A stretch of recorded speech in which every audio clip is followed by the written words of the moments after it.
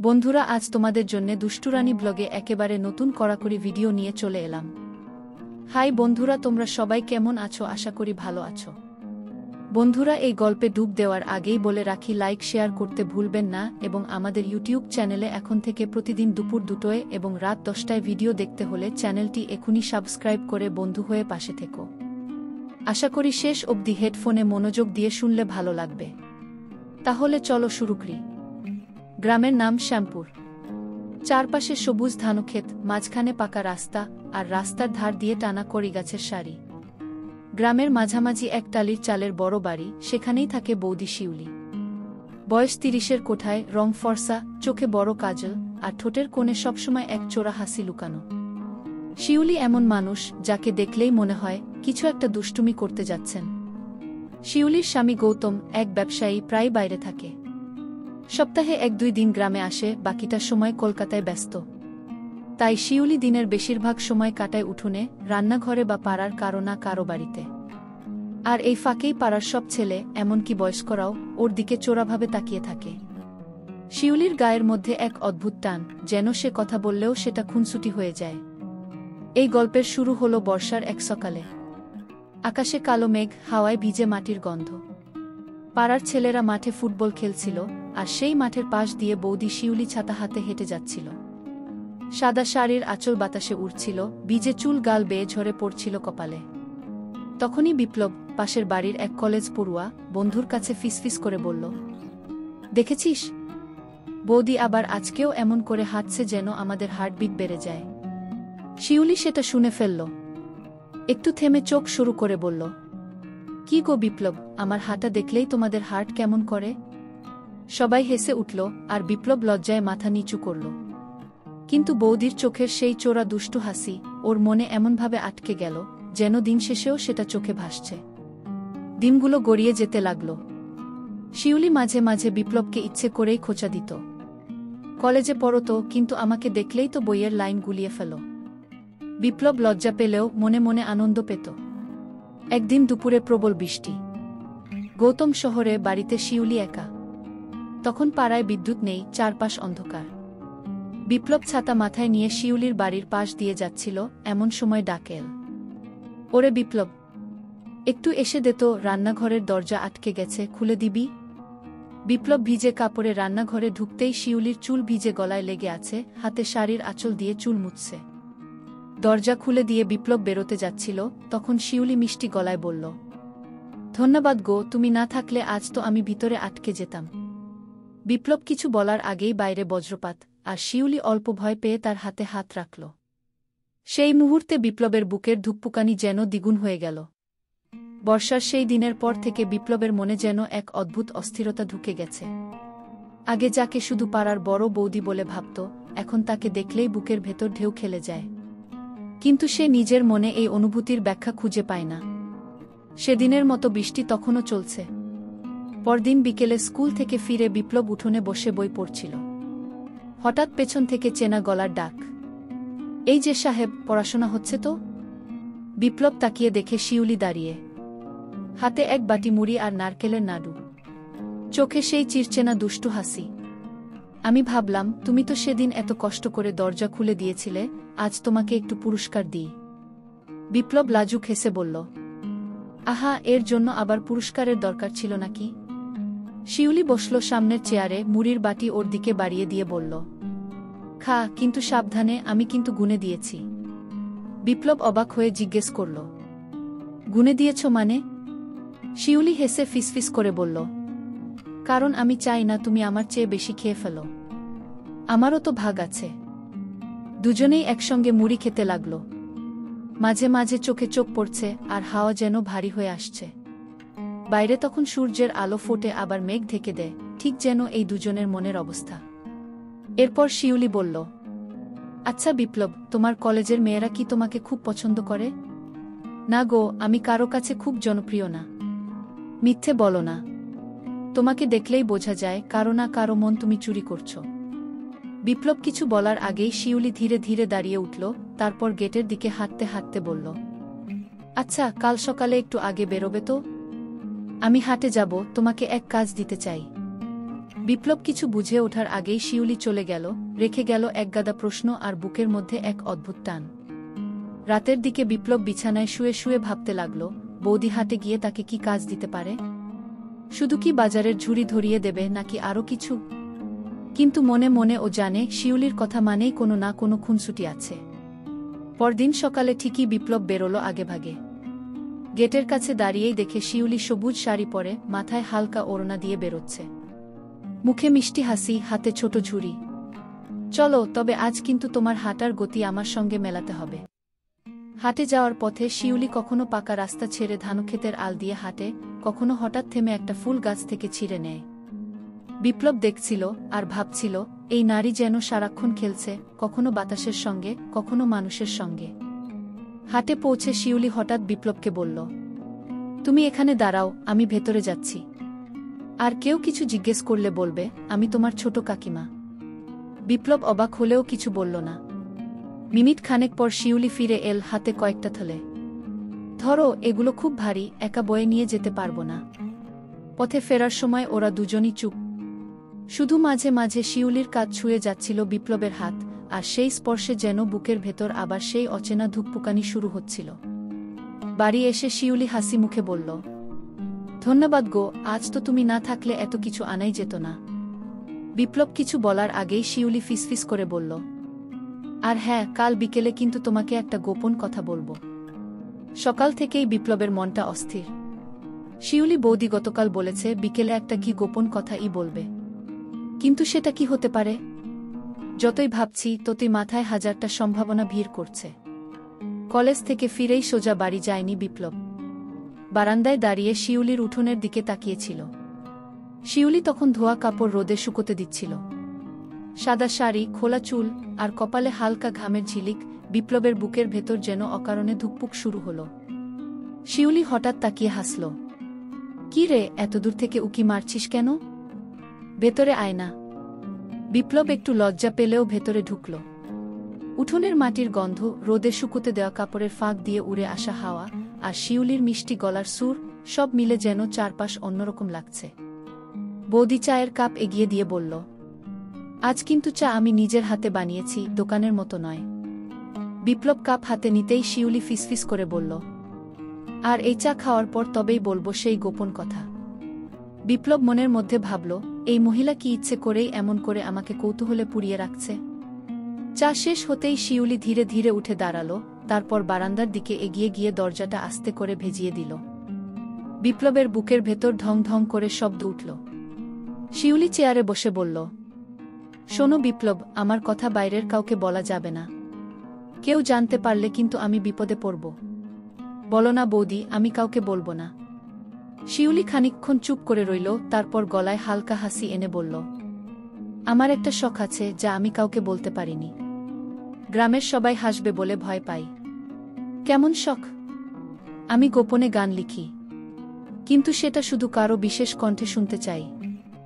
বিপ্লব অবাক, আমার কণ্ঠে? শিউলি হেসে মাথা নেড়ে বলল, হ্যাঁ, তুই না থাকলে আমি গাইতে পারি না। তোকে শোনানোর জন্যই লিখেছি। বিপ্লবের মনে হলো এই কি গোপন কথা, যেন আরও রহস্যে ভরা। গানের কথা শোনার জন্য সে অস্থির হয়ে উঠল। কিন্তু শিউলি ইচ্ছে করেই বলল, গানটা কিন্তু কালকে গাইব। আজ শুধু বললাম, ততদিন তুই কৌতূহলে থাক। বিপ্লবের মুখে একরাশ হতাশা, আর মনে মনে প্রশ্ন, এই গানের ভেতরে কি আছে যা শিউলি এত গোপন করে রেখেছে? সারা রাত ঘুম হলো না বিপ্লবের। মাথায় শুধু ঘুরছে, বৌদি কেমন গান লিখেছে, তাতে এমন কি আছে যা সে সবার থেকে লুকিয়ে রেখেছে? পরদিন সকালে কলেজে গিয়েও পড়াশোনায় মন বসল না। দুপুরে ক্লাস শেষ হওয়ার সাথে সাথে সে তাড়াতাড়ি বাড়ি ফিরে এল। বাড়ি ফিরেই দেখল শিউলি উঠোনে মাটির কলসিতে জল ঢালছে, আর পাশের টবে রাখা শিউলির ফুলে ভরে গেছে পুরো গাছ। গায়ে হালকা নীল শাড়ি, চুল বাঁধা, আর ঠোঁটে মিষ্টি হাসি। শিউলি তাকিয়ে বলল, এত তাড়া করে এসেছো কেন? আমি কি ভুলে গেছি নাকি যে তোমাকে গান শোনাবো? বিপ্লব কিছু বলল না, শুধু হালকা হেসে বসে পড়ল বারান্দায়।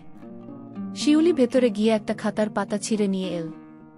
শোনো, এটা আমার নিজের লেখা। গ্রামের কারো কানে যায়নি।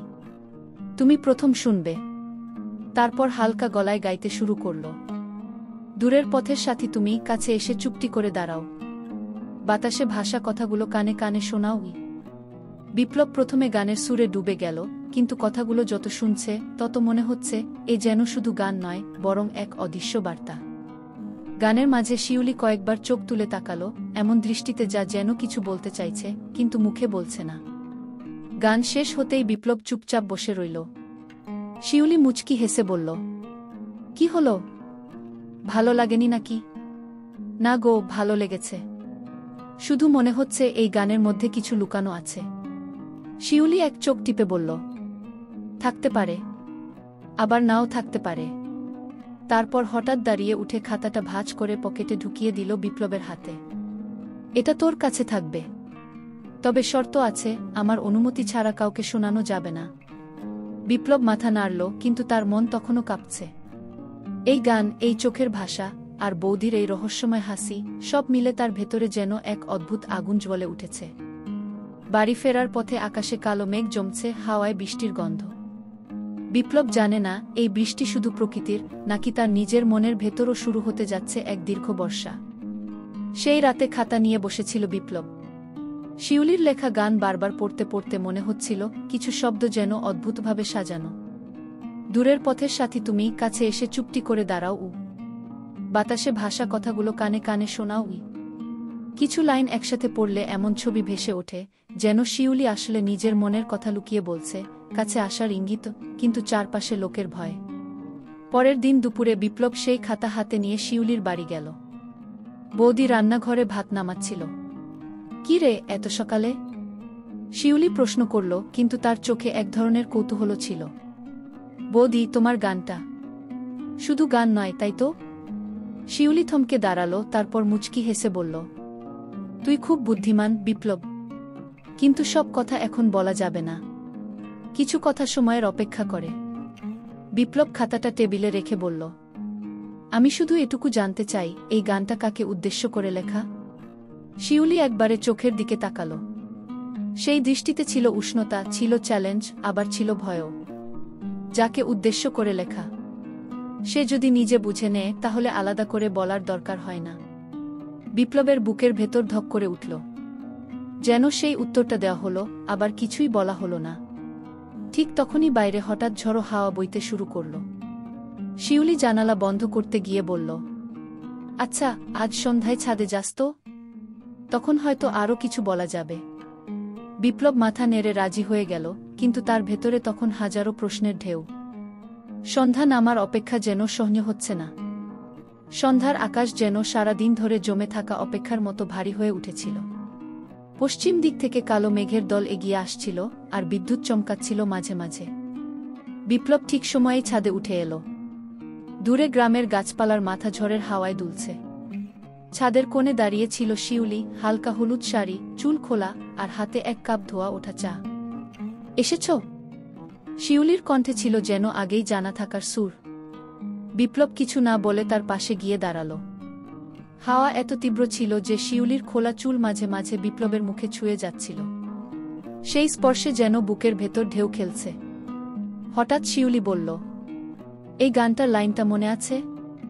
বাতাসে ভাষা কথাগুলো কানে কানে শোনাও। হ্যাঁ, মনে আছে। শিউলি হালকা হাসল, তারপর ঝড়ের শব্দে ভেসে যাওয়া গলায় বলল, কখনো কখনো কিছু কথা এত চুপচাপ বলতে হয় যে বাতাসই একমাত্র সাক্ষী থাকে। বিপ্লব তাকিয়ে থাকল তার দিকে, কিন্তু সে চোখ ফিরিয়ে দূরে বৃষ্টির দিকে তাকাল। ঠিক তখনই প্রথম বড় বড় ফোঁটা পড়তে শুরু করল। বৃষ্টির ফোঁটা শিউলির গালে গড়িয়ে পড়ছিল, আর ঝড়ো হাওয়ায় তার শাড়ির আঁচল নাচছিল অনিয়ন্ত্রিতভাবে।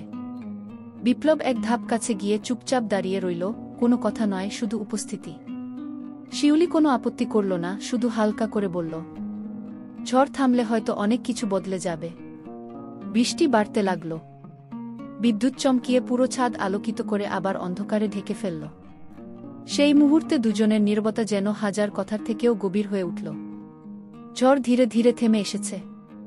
ছাদের কোনায় জমে থাকা জল থেকে ছোট ছোট ঢেউ বেরিয়ে যাচ্ছিল নালার দিকে। দূরে শুধু মাঝে মাঝে ব্যাঙের ডাক আর ভেজা মাটির গন্ধ ভেসে আসছে। শিউলি তখনও ছাদের রেলিংয়ের পাশে দাঁড়িয়ে ভিজে চুলগুলো কাঁধে লেপ্টে আছে। আকাশে মেঘ ফাঁক করে চাঁদের আলো বেরিয়েছে, আর সেই আলো শিউলির মুখে পড়ছে, যেন কেউ মৃদুতুলির আঁচড়ে তাকে আরও উজ্জ্বল করে দিয়েছে। বিপ্লব চুপচাপ তার দিকে তাকিয়ে থাকল। মনে হচ্ছিল ঝড় শুধু আকাশে হয়নি, তার ভেতরেও কিছু বদলে গেছে। হঠাৎ শিউলি ধীরে বলল, ঝড়ের পর সবসময় এক ধরনের ফাঁকা লাগে। মনে হয় অনেক কিছু হারিয়ে গেছে, আবার নতুন কিছুর শুরু হবে। বিপ্লব জিজ্ঞেস করল, নতুন শুরু মানে? শিউলি মৃদু হেসে উত্তর দিল, সেটা সময় বলে দেবে। তবে একটা কথা মনে রাখিস, কিছু অনুভূতি বলা যায় না, শুধু মনে রাখতে হয়। এই কথাগুলো যেন বিপ্লবের বুকের ভেতর খোদাই হয়ে গেল। সে বুঝল শিউলির সাথে তার সম্পর্ককে আর শুধু কাকতালীয় সাক্ষাৎ বা পাশের বাড়ির আত্মীয় ভাবা যাবে না, এটা এখন এক গভীর অদেখা বাঁধনে বাধা পড়ে গেছে। সেই রাতে নিজের ঘরে ফিরে বিপ্লব সিদ্ধান্ত নিল, সে শিউলির জীবনের সেই অদেখা গল্প জানবে। যত সময় লাগুক, যত বাধাই আসুক, এই রহস্যের শেষ পর্যন্ত পৌঁছতে হবে। বাইরে তখন ভেজা বাতাসে শিউলির গানের সুর যেন ভেসে আসছিল। দূরের পথের সাথী তুমি, কাছে এসে চুপটি করে দাঁড়াও। পরের সকালটা অন্য রকম ছিল। ঝড়ের পরের আকাশ নীলচে স্বচ্ছ, বাতাসে ধুয়ে যাওয়া সবুজের ঘ্রাণ। কিন্তু বিপ্লবের মাথায় তখন একটা মাত্র ভাবনা, শিউলির গান, তার চোখের সেই দৃষ্টি, আর এই সময় হলে বলা যাবে কথাটা। সে ঠিক করল, প্রথমেই গ্রামে যারা অনেক দিন ধরে আছেন তাদের থেকে কিছু শোনা দরকার। মাঠের ধারে গিয়ে বুড়ো কাকা মনোহরকে পেয়ে গেল। মনোহর কাকা একসময় গ্রামের স্কুলে মাস্টারি করতেন, এখন অবসর। কাকা, পাশের বাড়ির শিউলি বৌদির কথা কিছু জানেন? বিপ্লব যতটা সম্ভব স্বাভাবিক ভঙ্গিতে বলল। মনোহর কাকা চশমা ঠিক করে তাকালেন। শিউলি? হ্যাঁ, জানি তো। তবে তার কথা সবাই বলে না। তার স্বামী রাহুল খুব ভালো মানুষ ছিল, কিন্তু হঠাৎ একদিন। কথা শেষ করার আগে পাশ থেকে এক তরুণী এসে ডাক দিল, কাকু, মা ডাকছে, চলেন। বিপ্লব চমকে তাকাল। মেয়েটির বয়স তার কাছাকাছি, চোখে কৌতূহল ঝিলিক। মনোহর কাকা পরিচয় করিয়ে দিলেন, এই হলো মিতা, আমার ভাইপো কন্যা। কিছুদিন আগে শহর থেকে এসেছে। মিতা হেসে বলল, আপনি কি শিউলি আপুর কথা জিজ্ঞেস করছিলেন? আমি একটু জানি হয়তো। বিপ্লব বুঝল, হয়তো এই মিতাই তাকে সেই দরজা খুলে দেবে যেটা এতদিন বন্ধ ছিল। মিতা ধীরে বলল, বিকেলে নদীর ধারে দেখা করুন, আমি যা জানি সব বলবো। বিপ্লবের মনে তখন এক অদ্ভুত দ্বন্দ্ব। শিউলির প্রতি টান, রহস্য জানার ইচ্ছে, আর এই নতুন মিতার আগমনে তৈরি হওয়া কৌতূহল। দূরে তখন দুপুরের হাওয়া বয়ে যাচ্ছিল, আর মনে হচ্ছিল গল্পটা এখন এক নতুন পথে পা রাখতে চলেছে। বিকেলের সোনালি আলো ধীরে ধীরে নদীর জলে গা হয়ে উঠছিল। পাড়ে বসে ঢেউয়ের শব্দ শোনা যায়, মাঝে মাঝে নৌকার বৈঠার ছপছপ শব্দ ভেসে আসে। বিপ্লব আগে এসে বসেছিল। হাতে শুকনো পাতার ডাল নিয়ে খেলা করছে, কিন্তু চোখ বারবার উঠে রাস্তার দিকে তাকাচ্ছে। হঠাৎ দেখা গেল মিতা হালকা নীল শাড়ি পরে হাঁটতে হাঁটতে আসছে। তার হাতে ছোট্ট কাপড়ের ব্যাগ, মুখে যেন কোনো দ্বিধার ছায়া। আপনি এসেছেন? মিতা বসে পড়ল বিপ্লবের পাশে, কিন্তু কিছুক্ষণ চুপ করে রইল। বিপ্লব ধৈর্য ধরে অপেক্ষা করল।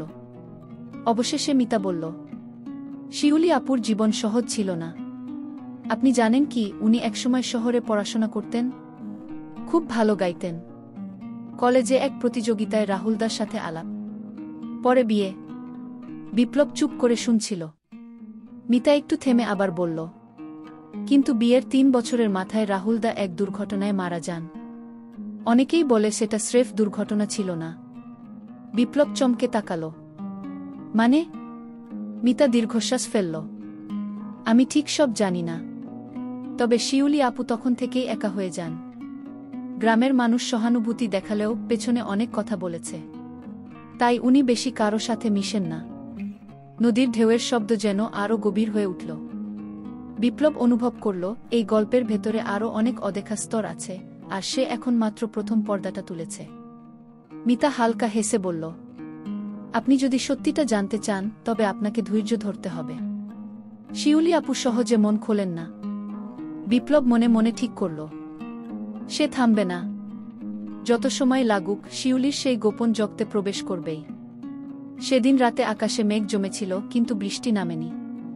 হাওয়াটা ছিল অদ্ভুত, গরম আর ঠান্ডার মাঝামাঝি, যেন অপেক্ষার আবহাওয়া। বিপ্লব ঠিক করল, শিউলির সাথে কথা বলার সময় এসেছে। সে কিছু ফল আর মিষ্টি নিয়ে পাশের বাড়ি গেল। দরজায় টোকা দিতেই ভেতর থেকে শিউলির গলা। কে? আমি, বিপ্লব। দরজা খুলে শিউলি অবাক চোখে তাকালো। এই সময়? কিছু দরকার ছিল? কিছু না, ভাবলাম একটু গল্প করি। অনেকদিন ঠিকমতো কথা হয়নি। শিউলি দ্বিধা করল, তারপর দরজা খুলে তাকে ভেতরে বসতে দিল। বাড়ির ভেতরে তখন শুধু একটা মোমবাতি জ্বলছে। আলোটা নরম, হলুদ, আর শিউলির মুখে এক অদ্ভুত কোমলতা এনে দিয়েছে। বিপ্লব কিছুক্ষণ নীরব থেকে বলল, জানেন, আমি আপনার গান শুনতে চাই। শিউলি মৃদু হাসল। গান? এখন? হ্যাঁ, এখনই।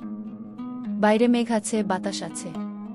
আপনার গলার সুরে হয়তো পুরো রাতটাই বদলে যাবে। শিউলি তাকিয়ে রইল, যেন বিপ্লবের চোখে কিছু খুঁজছে। তারপর ধীরে ধীরে গাইতে শুরু করল। একটা পুরনো রবীন্দ্রসঙ্গীত, সুরে হালকা বিষাদ মিশে আছে। গানের মাঝে হঠাৎ বাতাসের ঝাপটায় মোমবাতি নিভে গেল। ঘরটা অন্ধকার হয়ে গেল, শুধু বাইরে থেকে আসা আকাশের ফিকে আলোয় তাদের মুখ দেখা যাচ্ছিল। সেই মুহূর্তে বিপ্লব অনুভব করল, শিউলির চোখে এমন কিছু আছে যা কথা দিয়ে বোঝানো যায় না। হয়তো তা হলো ভেতরের গভীর দুঃখ, হয়তো লুকোনো স্নেহ, আর হয়তো দুটোরই মিশ্রণ। শিউলি ধীরে বলল, কিছু অনুভূতি দূরত্ব রাখলেই ভালো থাকে বিপ্লব, কাছে এলে তারা ভেঙে যায়। বিপ্লব চুপ করল, কিন্তু মনে মনে জানল এই দূরত্বটা সে মেনে নেবে না। পরদিন সকালটা ছিল অস্বাভাবিক ব্যস্ত। গ্রামের রাস্তায় গুজব ছড়িয়ে গেছে, শহর থেকে এক ভদ্রলোক এসেছেন, সরাসরি শিউলির বাড়িতে গিয়েছেন। বিপ্লব যখন খবরটা শুনল, তখনই কৌতূহল তাকে শিউলির বাড়ির দিকে টেনে নিয়ে গেল। দূর থেকেই দেখল, দরজার সামনে এক গা নীল শার্ট পরা লোক দাঁড়িয়ে, মুখে চাপা গম্ভীরতা। শিউলি দরজায়, চোখে অস্বস্তি, যেন কাউকে দেখে খুশি নয়। লোকটি বলছিল, আমি জানতাম তুমি এখানে লুকিয়ে থাকবে শিউলি, কিন্তু কতদিন? বিপ্লব ধীরে কাছে গিয়ে শুনল, কিন্তু হঠাৎ শিউলি তাকে দেখে চমকে উঠল। বিপ্লব, তুমি এখানে? লোকটি চোখ শুরু করে তাকাল। একে? তোমার বন্ধু? শিউলি উত্তর দিল না।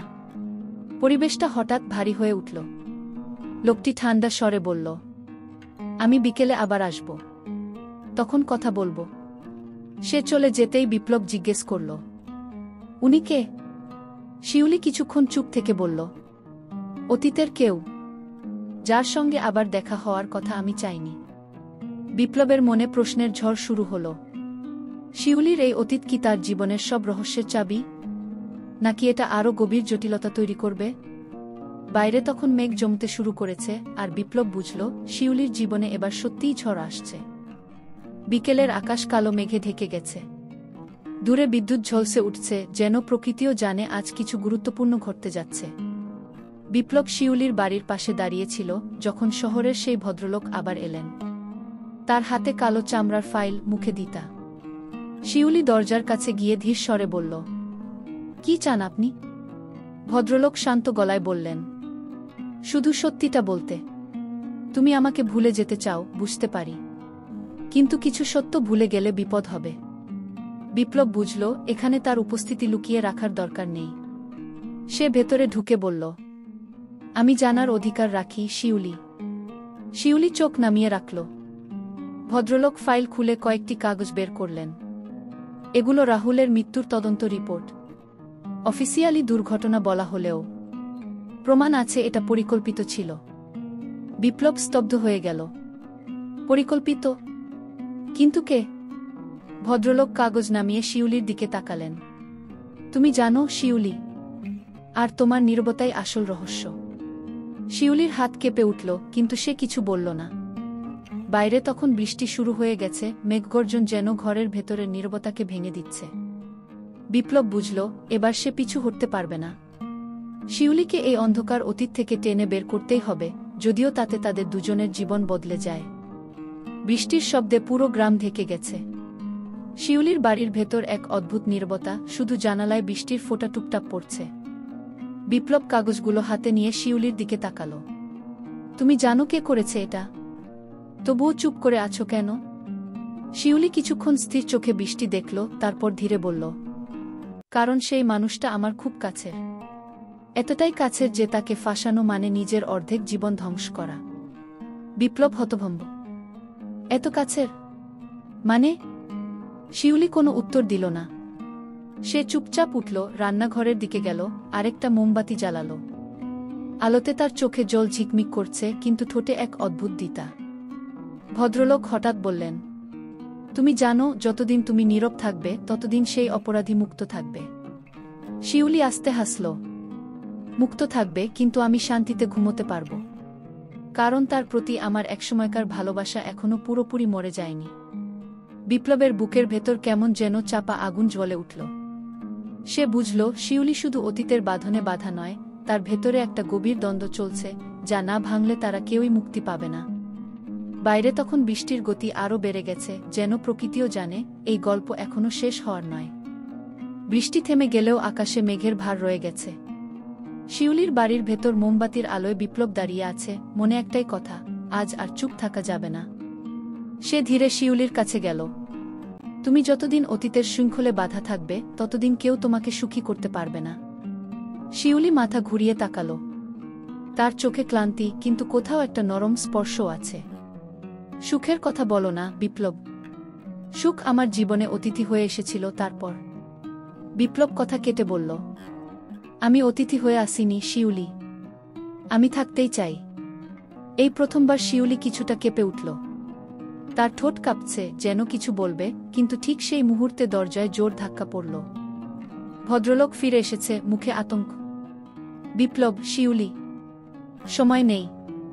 যে মানুষের কথা বলছিলাম সে গ্রামে এসেছে। আর সে জানে তোমরা সত্যের কাছে চলে যাচ্ছ। শিউলি স্থির হয়ে গেল, যেন রক্ত হিম হয়ে গেছে। বিপ্লবের মনে শুধু একটাই চিন্তা, যদি আজ রাতে কিছু ঘটে যায় তাহলে হয়তো আর সত্য প্রকাশের সুযোগ মিলবে না। বাইরে হঠাৎ কুকুরের ঘেউ ঘেউ, আর দূরে কারো পায়ের শব্দ। যেন অন্ধকারে কেউ এগিয়ে আসছে। রাত পুরোপুরি নেমে এসেছে।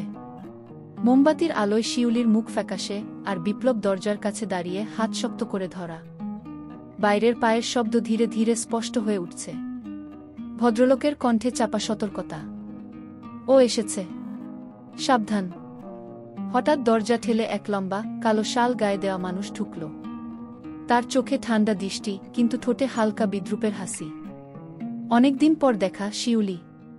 শিউলি এক পা পিছিয়ে গেল। কণ্ঠ কাঁপছে। তুমি এখানে কেন? লোকটা হেসে বলল, কারণ আমি জানি তুমি আমার বিরুদ্ধে মুখ খোলার পথে এগোছ। আর সেটা আমি হতে দেব না। বিপ্লব এগিয়ে এলো, দৃষ্টি স্থির। যদি তুমি সত্যিই অপরাধী হও, তবে তুমি যত ভয় দেখানোর চেষ্টা করো, ততই আমরা থামব না। লোকটা তীক্ষ্ণ দৃষ্টিতে বিপ্লবের দিকে তাকালো, তারপর ধীরে ধীরে টেবিলে রাখা ফাইলের দিকে হাত বাড়াল। এটা আমার হাতে গেলে তোমাদের কেউই বাঁচবে না। ভদ্রলোক হঠাৎ সামনে এসে দাঁড়ালেন, পথ আটকালেন। ঘরের ভেতর মুহূর্তে যেন বাতাস ভারী হয়ে গেল। শিউলির হাত কাঁপছে, কিন্তু এবার তার চোখে ভয়ের বদলে ক্রোধের ঝলক। মনে হচ্ছে সে আর চুপ থাকবে না। ঘরের ভেতর মোমবাতির আলো কাঁপছে, যেন ভয় আর উত্তেজনায় সেটাও কেঁপে উঠছে। বাইরে বাতাসে শীষ বাজছে, আর ভেতরে নীরবতা, যেন সময় থমকে গেছে। শিউলি ধীরে ধীরে এগিয়ে এলো। তার চোখে এবার আর ভয় নেই, শুধু দ্বিধা। তুমি জানো, এতদিন আমি চুপ ছিলাম, কারণ ভেবেছিলাম ভালোবাসার স্মৃতিকে মুছতে পারব না। কিন্তু আজ বুঝেছি, নীরবতা মানে অপরাধের সঙ্গী হয়ে থাকা। লোকটা কটমট করে তাকালো। তুমি কি ভাবছ এই গ্রামে কেউ তোমার কথা বিশ্বাস করবে? শিউলি ঠান্ডা গলায় বলল, বিশ্বাসের দরকার নেই। আমার কাছে প্রমাণ আছে। সে আলমারির ভেতর থেকে পুরনো একটি খাম বের করল। খামের ভেতর কিছু কাগজ, আর একটি পুরনো ছবি, যেখানে লোকটা কারো হাতে টাকা দিচ্ছে, আর পেছনে সেই ঘটনার সাক্ষী কয়েকজন। বিপ্লব এগিয়ে এসে ছবিটা টেবিলে রাখল। এখন হয় তুমি এই অপরাধ স্বীকার করো, নয়তো আইন তোমাকে ধরবে। লোকটার চোখে আতঙ্কের ছায়া চলে এলো, কিন্তু সে দ্রুত সামলে নিয়ে বলল, তুমি জানো না শিউলি, আমার হাতে এমন কিছু আছে যা তোমার জীবন এক মুহূর্তে ভেঙে দেবে। এই বলে সে পকেট থেকে একটা ছোট কালো ড্রাইভ বের করল, আঙুলে ঘোরাতে ঘোরাতে হাসল। এতে এমন এক ভিডিও আছে যা প্রকাশ হলে তুমি এই গ্রামে এক মুহূর্ত মুখ দেখাতে পারবে না। শিউলির মুখে কোনো পরিবর্তন এলো না। তোমার ভয় দেখানো এবার কাজে আসবে না। ঘরের ভেতরের বাতাস যেন আরও ঘন হয়ে উঠল। মনে হচ্ছে ঝড়টা এবার সত্যিই শুরু হতে চলেছে। ঘরের ভেতরে সবার দৃষ্টি এখন সেই ছোট কালো ড্রাইভের দিকে। লোকটার আঙুলে সেটা ধীরে ধীরে ঘুরছে, যেন সময় টেনে নিচ্ছে। বিপ্লব দাঁত চেপে বলল, ওটা আমাদের দাও। লোকটা হেসে বলল, এত সহজে? না। তারপর পকেট থেকে একটা ছোট ল্যাপটপ বের করল, মোমবাতির আলোয় খুলে ফেলল আর ড্রাইভ লাগালো। স্ক্রিনে একটি ভিডিও ফাইল ভেসে উঠল। শিউলি শ্বাস আটকে তাকিয়ে আছে। ভিডিও চালু হতেই দেখা গেল একটি অন্ধকার ঘরে কোনো মিটিং চলছে। টেবিলে মোটা ফাইল, কাগজপত্র আর টাকার বান্ডিল। প্রথমে মনে হলো এটা হয়তো শিউলির বিরুদ্ধে কিছু, কিন্তু হঠাৎ সবাই অবাক হয়ে গেল। ভিডিওতে দেখা গেল আসলে লোকটা নিজেই বড় বড় অপরাধীদের সাথে লেনদেন করছে, আর পাশে থাকা একজন গোপনে ক্যামেরা চালাচ্ছে। শিউলি তীক্ষ্ণ দৃষ্টিতে বলল, এটাই তোমার ভয় দেখানোর অস্ত্র? তুমি ভুল করেছ, এটা তোমার নিজের কবরের নথি। ভদ্রলোক সামনে এগিয়ে এসে হাসল। আমি এই ভিডিও আগেই কপি করেছি আর নিরাপদ জায়গায় রেখেছি। তুমি যতই ধ্বংস করার চেষ্টা করো, সত্য থামবে না। লোকটা এক পা পিছিয়ে গেল, স্পষ্ট বোঝা যাচ্ছে তার আত্মবিশ্বাস ভেঙে পড়ছে। বাইরে হঠাৎ বজ্রপাতের আলো ঘরের ভেতর পড়ে সবাইকে এক মুহূর্তের জন্য স্তব্ধ করে দিল। এবার মনে হচ্ছে লোকটার মুখোশ পুরোপুরি খুলে যাবে। কিন্তু ঠিক সেই সময় বাইরে কারো তাড়াহুড়া করে পায়ের শব্দ শোনা গেল, যেন কেউ খুব জরুরি খবর নিয়ে আসছে। বাইরের পায়ের শব্দ এবার একদম দরজার সামনে থামল। ঝড়ের হাওয়ায় দরজা কাঁপছে আর ঘরের সবাই তাকিয়ে আছে, কে আসছে?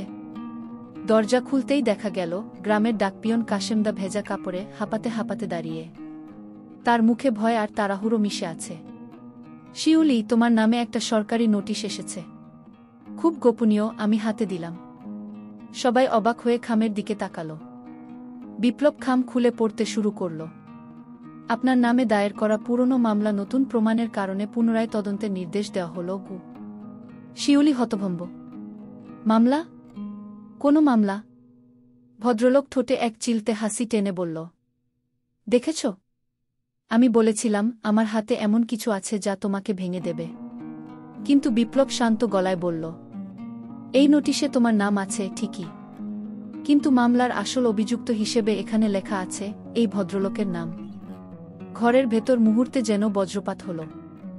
ভদ্রলোকের মুখ শক্ত হয়ে গেল। এটা মিথ্যে, পুরো মিথ্যে। ভদ্রলোক কাশেমদার দিকে ঘুরে চিৎকার করল, কে পাঠিয়েছে এটা? কাশেমদা ধীরে ধীরে বলল, সদর থানা থেকে। আর চিঠি আনার সময় দেখেছি পুলিশের গাড়ি গ্রামে ঢুকছে। এই খবর শুনে ভদ্রলোকের চোখে আতঙ্কের ছায়া নেমে এলো। মনে হচ্ছে তার সময় ফুরিয়ে আসছে। বাইরে হঠাৎ গাড়ির হর্ন বাজল। ঝড়ের মধ্যে হেডলাইটের আলো ঘরের দেওয়ালে লাফিয়ে উঠছে। সবাই জানে এবার পুলিশের আগমন। দরজার বাইরে ভিজে বুটের শব্দ আর সাথে সাথে কড়া কণ্ঠ, দরজা খুলুন। পুলিশ! বিপ্লব দরজা খুলতেই দুইজন পুলিশ ভেতরে ঢুকল। তাদের হাতে টর্চলাইট আর চোখে তীক্ষ্ণ দৃষ্টি। ইন্সপেক্টর সাহেব কাগজ বের করে বললেন, এই নোটিশে উল্লেখিত অপরাধ ও নতুন প্রমাণের ভিত্তিতে আমরা অভিযুক্তকে হেফাজতে নিতে এসেছি। ভদ্রলোক হাসার চেষ্টা করল। আমি তো এই গ্রামের সম্মানিত মানুষ। ইন্সপেক্টর শান্তভাবে বললেন, সম্মানিত মানুষ হলে ভদ্রভাবে থানায় চলুন, কিন্তু আপনার বিরুদ্ধে ঘুষ, জমি দখল আর গোপন চুক্তির প্রমাণ আমরা হাতে পেয়েছি। শিউলি এক পা এগিয়ে এলো। প্রমাণ তো আপনার কাছে আছে, কিন্তু আমার কাছেও কিছু নথি আছে যা সব মিলিয়ে সত্যকে আরও স্পষ্ট করবে। সে সেই পুরনো খাম পুলিশের হাতে দিল। পুলিশ কাগজগুলো দেখে একে অপরের দিকে তাকালো, তারপর ভদ্রলোকের দিকে। ভদ্রলোক এবার স্পষ্ট কাঁপছে। তোমরা সবাই মিলে ষড়যন্ত্র করছ। বাইরে বজ্রপাতের শব্দ আর গ্রামের কিছু লোক ভিড় করে দাঁড়িয়ে আছে। তারা চুপচাপ দেখছে এই মানুষটার পতন যেন সময়ের ব্যাপার মাত্র। পুলিশ ভদ্রলোককে হাত ধরে নিয়ে যাচ্ছিল, ঠিক তখনই সে হঠাৎ ঘুরে শিউলির দিকে তাকিয়ে বলল, এই লড়াই এখানেই শেষ নয় শিউলি। তুমি ভেবেছ জিতেছ, কিন্তু আসল খেলাটা এখন শুরু হবে। তার কথা যেন শিউলির বুকের ভেতর একটা অদৃশ্য শীতল স্রোত বয়ে দিল। বিপ্লব কেবল দুই চোখে বলল, এবার সত্যিই খেলা আমাদের হাতে। পুলিশের জিপে ভদ্রলোককে তুলে দেওয়া হল। বাইরে ঝড় এখনও থামেনি, রাস্তার উপর গাছের ডালপালা ছড়িয়ে আছে। ইন্সপেক্টর ইঞ্জিন চালু করতেই গাড়ি ধীরে ধীরে গ্রাম ছেড়ে শহরের পথে চলতে শুরু করল। শিউলি, বিপ্লব আর কাশেমদা রাস্তার ধারে দাঁড়িয়ে গাড়ি চলে যাওয়া দেখছিল। মনে হচ্ছিল অবশেষে একটা অধ্যায় শেষ হল। কিন্তু ঠিক তখনই রাস্তার বাঁকের কাছ থেকে তীব্র ব্রেকের শব্দ শোনা গেল। পাশাপাশি আরেকটি কালো রঙের গাড়ি এসে পুলিশ জিপের সামনে দাঁড়িয়ে গেল। দুইজন অচেনা লোক মুখে মাস্ক পরে ঝড়ের মধ্যে দ্রুত এগিয়ে গেল। তারা কোনো কথা না বলে জিপের দরজা খুলে ভদ্রলোককে টেনে বের করে নিল। ইন্সপেক্টর বন্দুক তুলতে যাচ্ছিলেন, কিন্তু হঠাৎ একটি ফ্ল্যাশ গ্রেনেডের মতো কিছু ছুড়ে দেওয়া হলো। চোখ ধাঁধানো আলো আর ধোঁয়ায় চারপাশ ঢেকে গেল। সবকিছু মিলিয়ে মাত্র কয়েক সেকেন্ডের মধ্যে তারা ভদ্রলোককে নিয়ে অদৃশ্য হয়ে গেল। পুলিশ, শিউলি, বিপ্লব কেউ বুঝে উঠতে পারল না কি ঘটল। বিপ্লব চিৎকার করে বলল, এটা কোনো সাধারণ উদ্ধার না, কেউ বর্ষর কিছু প্ল্যান করেছে। শিউলির মনে ভয় ঢুকে গেল। সে বুঝল এই লোকটা মুক্ত হয়ে গেলে তার জীবন আবার বিপদের মুখে পড়বে। আর দূরে অন্ধকারের মধ্যে সেই কালো গাড়ির লাইট ধীরে ধীরে মিলিয়ে গেল, যেন অজানা এক যুদ্ধের দিকে সবাইকে টেনে নিয়ে যাচ্ছে। ঝড় থেমে গেছে, কিন্তু গ্রামের আকাশে এখনো কালো মেঘের ছায়া। পুলিশ ও গ্রামবাসী মিলে রাতভর ভদ্রলোককে খুঁজল, কোথাও কোনো হদিস নেই। সকালে সদর থানা থেকে খবর এল, কালো গাড়ির নম্বর নাকি ভুয়া, আর রাস্তার সিসিটিভি ফুটেজে সেই গাড়ি কয়েক মিনিটের মধ্যেই গায়েব হয়ে গেছে, যেন মাটি গিলে নিয়েছে। বিপ্লব হতাশ গলায় বলল, এর পেছনে কোনো সংগঠিত শক্তি আছে। এত নিখুঁত পরিকল্পনা সাধারণ কেউ করতে পারে না। ঠিক তখনই কাশেমদা এসে ফিসফিস করে বলল, শিউলি, তোমার জন্য একটা খাম এসেছে, কিন্তু কে দিয়েছে জানি না। খামের উপরে শুধু লেখা আছে, যুদ্ধ এখন শুরু। শিউলির বুক কেঁপে উঠল। খাম খুলে দেখা গেল ভেতরে একটি পুরনো ফটোগ্রাফ। ছবিতে শিউলি, বিপ্লব আর সেই ভদ্রলোক, কিন্তু পেছনে দাঁড়িয়ে আছে আরও কিছু অচেনা মুখ, যাদের চোখে কেমন অদ্ভুত তীক্ষ্ণ দৃষ্টি। বিপ্লব ছবিটা হাতে নিয়ে বলল, এরা কোনো সাধারণ লোক নয়। আমার মনে হচ্ছে এরা সেই গোপন চক্রের সদস্য, যাদের সাথে ভদ্রলোক বহুদিন ধরেই যুক্ত ছিল। শিউলি মনে মনে বুঝল, এই মানুষগুলো যদি ভদ্রলোককে উদ্ধার করে থাকে, তাহলে সে আবার ফিরে আসবে। আর তখন হয়তো সে শুধু প্রতিশোধই নেবে না, বরং শিউলির অতীতের গোপন সব রহস্য উন্মোচন করে ফেলবে। দূরে বজ্রের মতো গর্জে উঠল গ্রামের পুরনো তেঁতুল গাছের পাশের মাটির রাস্তা। কারো ভারী বুটের শব্দ শোনা গেল, যেন কেউ ধীরে ধীরে এগিয়ে আসছে। ঝড়ের পরের কুয়াশা এখনো রাস্তার উপর ঝুলে আছে, আর তেঁতুল গাছের ডালে কাকের ডাক ভেসে আসছে। শিউলি আর বিপ্লব সতর্ক দৃষ্টি বিনিময় করল। মুহূর্তের মধ্যেই গাছের ছায়া থেকে এক লম্বা, চওড়া কাঁধের মানুষ বেরিয়ে এলো। তার গায়ে পুরনো চামড়ার কোট, মাথায় টুপি, আর মুখে হালকা দাড়ি। সে ধীরে ধীরে কাছে এসে থেমে বলল, তোমরা শিউলি আর বিপ্লব, তাই না? বিপ্লব একটু গম্ভীর গলায় বলল, আপনি কে? লোকটা মাটিতে রাখা ভেজা পাতার উপর দাঁড়িয়েই খাম থেকে একটা ভাঁজ করা কাগজ বের করল। আমি সেই দলের একজন, যাদের সাথে তোমাদের শত্রুর সম্পর্ক ছিল, কিন্তু আমার আর তাদের পথে ফারাক হয়ে গেছে। আর তাই আমি তোমাদের সতর্ক করতে এসেছি। শিউলি কপাল কুঁচকে বলল, সতর্ক? কেন? লোকটা একদম নিচু গলায় বলল, তোমাদের ভদ্রলোককে যারা উদ্ধার করেছে, তারা শুধু তাকে বাঁচানোর জন্য আসেনি। তারা চায় একটি পুরনো চুক্তি পূর্ণ হোক। আর সেই চুক্তিতে তোমার নাম আছে, শিউলি। শিউলির বুকের ভেতর কেমন একটা বরফের ঢেউ বয়ে গেল। আমার নাম? কিন্তু কেন? লোকটা একটু থেমে বলল, কারণ এই খেলার আসল লক্ষ্য তুমি। ভদ্রলোক তো কেবল প্রথম চাল। বিপ্লব সামনে এগিয়ে এলো। তাহলে বলুন, কিভাবে আমরা তাদের থামাবো? লোকটা ধীরে ধীরে পেছনে হাঁটতে শুরু করল। সময় আসছে, আর সব সত্যি তখনই খুলে বলবো। তার আগে শুধু মনে রেখো, তোমাদের খুব কাছের একজন ইতিমধ্যেই তাদের সাথে যুক্ত হয়ে গেছে। এ কথা বলে সে কুয়াশার মধ্যে মিলিয়ে গেল। পেছনে রয়ে গেল শুধু ভেজা মাটির উপর তার বুটের দাগ। শিউলি আর বিপ্লব পরস্পরের দিকে তাকিয়ে বুঝল, এখন আর কাউকে চোখ বন্ধ করে বিশ্বাস করা যাবে না। কুয়াশা কেটে গেলে গ্রাম যেন এক অদ্ভুত নীরবতায় ঢেকে গেল। লোকটার কথাগুলো শিউলির মাথায় ঘুরপাক খাচ্ছে।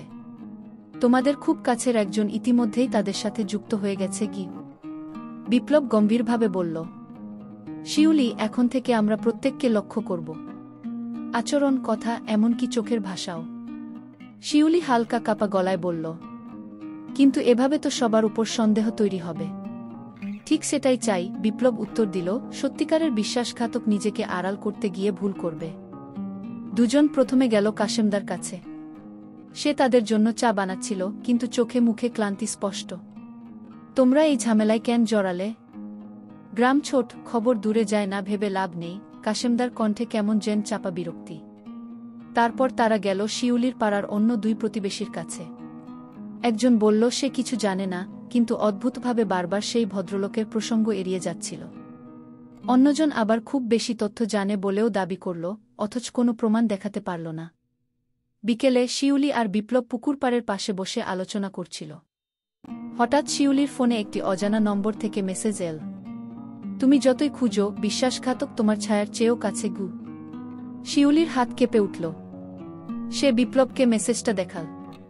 বিপ্লব চোখ শুরু করে চারপাশে তাকাল। পুকুরের ওপারে বাঁশবাগানের ভেতর কেউ যেন তাদের দিকে তাকিয়ে আছে। কিন্তু চোখের পলকে সেই ছায়া হারিয়ে গেল। পুকুরের ওপারের ছায়াটা দেখা মাত্র বিপ্লব উঠে দাঁড়াল। চলো, ওকে হারানোর আগে ধরে ফেলতে হবে। শিউলি দ্বিধা করলেও তার পিছু নিল। দুজন দ্রুত বাঁশবাগানের দিকে এগোতেই দেখা গেল ছায়ামূর্তি ইতিমধ্যেই সরু গলিপথ ধরে এগিয়ে যাচ্ছে। তার হাঁটার ভঙ্গি অস্বাভাবিকভাবে স্থির, যেন সে জানে কেউ তাকে অনুসরণ করছে। বাঁশবাগান পেরিয়ে তারা পৌঁছাল গ্রামের প্রান্তে এক পুরনো আমবাগানে। সন্ধ্যার আলোয় বাগানটা ধূসর হয়ে আছে, পাখির ডাকও থেমে গেছে। দূরে কয়েকজন মানুষ গোল হয়ে দাঁড়িয়ে ফিসফিস করছে। কেউ একজন হাতে লণ্ঠন ধরে রেখেছে, যার ক্ষীণ আলোতে মাঝে মাঝে মুখগুলো উকি দিয়ে দেখা যাচ্ছে। বিপ্লব শিউলিকে ফিসফিস করে বলল, চুপচাপ নিচু হয়ে থাকো, আমরা কাছাকাছি যাই। তারা ঝোপের আড়ালে গিয়ে শুনতে পেল, কাল রাতেই কাজটা হবে। ভদ্রলোক ইতিমধ্যেই প্রস্তুত। শিউলিকে শুধু সঠিক জায়গায় আনা বাকি। আর তখন হঠাৎ এক কাক গাছ থেকে উড়ে উঠল, আর শব্দে বৈঠকের লোকেরা সতর্ক হয়ে গেল। কেউ আমাদের শুনছে। বিপ্লব শিউলির হাত ধরে দ্রুত পেছনে সরে গেল। কিন্তু যাওয়ার সময় সে দেখল ছায়ামূর্তি, যাকে তারা অনুসরণ করছিল, বৈঠকের ভেতরে দাঁড়িয়ে আছে। আর তার মুখের এক ঝলক দেখেই বিপ্লবের বুক কেঁপে উঠল। এ মানুষটা গ্রামে তাদের খুব কাছের একজন। আমবাগান থেকে বেরিয়ে শিউলি হাঁপাতে হাঁপাতে বলল, বিপ্লব, তুমি ওর মুখ দেখেছ? বিপ্লবের চোখ তখনও গা হয়ে আছে। হ্যাঁ, আর সে এমন একজন যাকে আমি গতকালও আমাদের পাশে বসে হাসতে দেখেছি। শিউলির গলা শুকিয়ে এলো। তাহলে আমাদের আশেপাশে আর কেউ নিরাপদ না। দুজনে সিদ্ধান্ত নিল তারা রাতে সেই বৈঠকের জায়গায় ফিরে যাবে, কিন্তু এবার সতর্কভাবে, ছায়ার আড়াল থেকে, দূর থেকে। রাত 9টার দিকে তারা চুপি চুপি বেরোল। আকাশে মেঘ জমে আছে, চাঁদের আলো কম। আমবাগানে পৌঁছে তারা ঝোপের ভেতর লুকিয়ে পড়ল। কিছুক্ষণ পর লণ্ঠনের আলো আবার দেখা গেল। লোকেরা গোল হয়ে দাঁড়িয়ে আছে, আর মাঝখানে বাঁশের খুঁটির সাথে কিছু একটা বাঁধা। শিউলি প্রথমে বুঝতে পারেনি, কিন্তু আলোয় স্পষ্ট হল এটি একটি পুরনো কাঠের বাক্স, যার গায়ে অদ্ভুত চিহ্ন আঁকা। মুখোশধারী এগিয়ে এসে বাক্সের উপর হাত রেখে বলল, এটাই সেই জিনিস যা আমাদের হাতে এলে খেলা শেষ। তার কণ্ঠস্বর শুনেই শিউলির বুক কেঁপে উঠল। সে ধীরে ধীরে বিপ্লবের দিকে ফিরল। এ তো কাশেমদা। বিপ্লব কিছু বলার আগেই হঠাৎ তাদের পেছনে শুকনো পাতার শব্দ হল। দুজন ঘুরে দেখল একজন দাঁড়িয়ে আছে, হাতে লম্বা লাঠি। তোমরা এখানে কি করছো? গলা ভারী আর চোখে স্পষ্ট হুমকি। শিউলি ও বিপ্লব স্থির হয়ে দাঁড়িয়ে গেল। লাঠিওয়ালা লোকটি ধীরে ধীরে এগিয়ে এলো, তার মুখ আংশিক অন্ধকারে ঢাকা। চুপচাপ চল, নইলে ভালো হবে না। বিপ্লব ফিসফিস করে শিউলিকে বলল, সুযোগ পেলেই দৌড়াবে, আমি সামলাই। লোকটা হাত বাড়িয়ে শিউলির কবজি ধরতে গেল, কিন্তু ঠিক তখনই বিপ্লব ঝুঁকে শুকনো মাটি তুলে তার চোখে ছুঁড়ে দিল। লোকটা ব্যথায় চিৎকার করতেই দুজনে দৌড়ে বাঁশবাগানের দিকে ছুটল। পেছনে শুনতে পেল তাড়াহুড়োর শব্দ, আরও কয়েকজন তাদের পিছু নিয়েছে। শিউলির পা মাটিতে পিছলে গেলেও বিপ্লব তাকে টেনে তুলল। সামনে নদীর পাড়, ওদিক দিয়ে গেলে ওরা বুঝবে না। অন্ধকারে নদীর পাড়ে পৌঁছে তারা একটা পুরনো নৌকার আড়ালে লুকিয়ে পড়ল। শ্বাস ফেরানোর আগেই শিউলি বলল, বিপ্লব, আমি কাশেমদার মুখ স্পষ্ট দেখেছি। সে কেন এমন করবে? বিপ্লবের কণ্ঠ গা। শুধু কাশেমদা না, বাক্সটার ভেতরে যা আছে তার জন্যই সবাই পাগল হয়ে গেছে। আমি চিহ্নগুলো চিনেছি, এগুলো পুরনো নকশা, হয়তো কোনো গুপ্ত সম্পদের পথনির্দেশ। দূরে বাঁশবাগানের দিক থেকে শীষ দেওয়ার শব্দ এল। মনে হলো কেউ খোঁজাখুঁজি থামিয়ে আবার বৈঠকের দিকে ফিরে গেছে। বিপ্লব শিউলির দিকে তাকিয়ে বলল, কাল রাতেই আমরা সেই বাক্স হাতিয়ে নেব, না হলে দেরি হয়ে যাবে। শিউলির চোখে ভয় আর কৌতূহল একসাথে জ্বলে উঠল। পরের দিন সকালটা অদ্ভুতভাবে নীরব ছিল। কাশেমদা যেন স্বাভাবিক ভঙ্গিতে বাজারে ঘুরে বেড়াচ্ছে, গ্রামের লোকদের সাথে হাসি তামাশা করছে। কেউ বুঝতেই পারছে না রাতের অন্ধকারে সে কতটা বিপজ্জনক খেলা খেলছে। বিপ্লব ও শিউলি সারাদিন অপেক্ষা করল সময়মতো পদক্ষেপ নেওয়ার জন্য।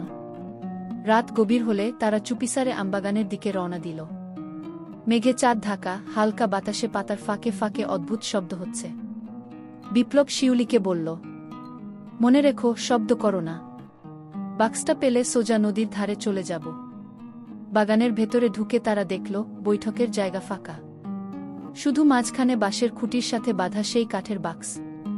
লণ্ঠনের আলো নেই, চারপাশে নিস্তব্ধতা। বিপ্লব ধীরে ধীরে বাক্সের দিকে এগোল, পকেট থেকে ছোট্ট ধারালো ছুরি বের করে বাঁধন কেটে ফেলল। হাতের মুঠোয় বাক্স তুলতেই শিউলি ফিসফিস করে বলল, দৌড় দাও। তারা বাঁশবাগানের দিকে ফিরতে যাবে, ঠিক তখনই পেছন থেকে কর্কশ কণ্ঠ ভেসে এল, ভাবছ এত সহজে নিয়ে যাবে? চারদিক থেকে ছায়ামূর্তি বেরিয়ে এল, সবার হাতে লাঠি আর মশাল। মাঝখানে দাঁড়িয়ে কাশেমদা, ঠোঁটে ঠান্ডা হাসি। বাক্সের ভেতর কি আছে জানো তো? বিপ্লব কিছু বলল না। কাশেমদা ধীরে ধীরে এগিয়ে এসে বাক্সে হাত রাখল। এটা কোনো গুপ্তধন না, এটা এমন কিছু যা বের হলে গ্রামটাই শেষ হয়ে যাবে। শিউলির মুখ ফ্যাকাশে হয়ে গেল। মানে কি? কি আছে ভেতরে? কাশেমদা উত্তর দেওয়ার আগেই হঠাৎ দূরে প্রচণ্ড বিস্ফোরণের শব্দ হল। মাটিও কেঁপে উঠল, আর বাক্সটা কাশেমদার হাত থেকে ফসকে মাটিতে পড়ে গেল। বিস্ফোরণের তীব্র শব্দে সবাই মুহূর্তের জন্য থমকে গেল। বাতাসে ধুলোর ঝাপটা, দূরের গাছপালা কেঁপে উঠছে। কাশেমদা প্রথমে বুঝতে পারল না, কিন্তু চোখে আতঙ্ক ভেসে উঠল।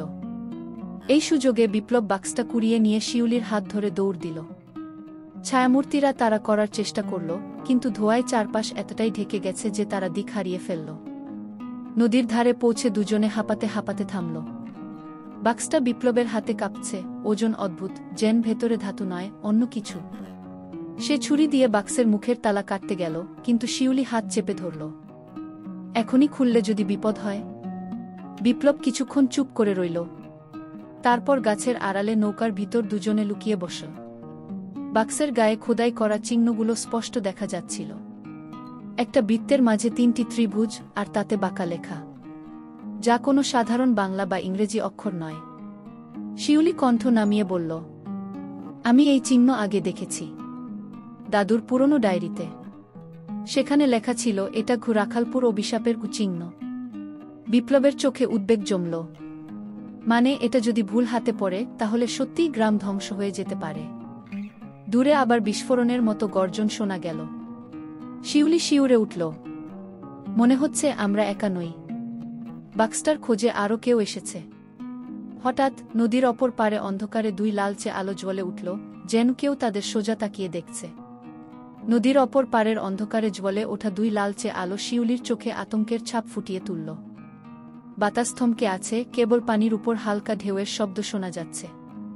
বিপ্লব চুপচাপ বাক্সটাকে নিজের দিকে টেনে নিল। ওরা মানুষ না, বা অন্তত সাধারণ মানুষ না, ফিসফিস করে বলল সে। ঠিক তখনই নদীর অপর প্রান্তে গাছের আড়াল থেকে ধীরে ধীরে বেরিয়ে এলো একদল কালো পোশাক পরা লোক। তাদের মুখ ঢাকা, হাতে বাঁকা ধাতব অস্ত্র, আর কাঁধে অদ্ভুত চিহ্নের ব্যাজ। সেই একই 3টি ত্রিভুজ ও বৃত্তের চিহ্ন যা বাক্সের গায়ে খোদাই করা ছিল। দলের একজন নৌকার ধারে এসে মোটা গলায় চিৎকার করে বলল, বাক্সটা আমাদের দিয়ে দাও, নইলে এই নদী তোমাদের শেষ ঠিকানা হবে। শিউলি দাঁত চেপে ফিসফিস করল, এরা নিশ্চয়ই কি রাখালপুর অভিশাপ ও রক্ষকদের কেউ। দাদু বলেছিলেন তারা কখনো বাক্সের বাইরে কাউকে বাঁচতে দেয় না। বিপ্লব দ্রুত সিদ্ধান্ত নিল, আমরা যদি এখনই নৌকা ঠেলে না দিই, তাহলে এখানেই ধরা পড়ব।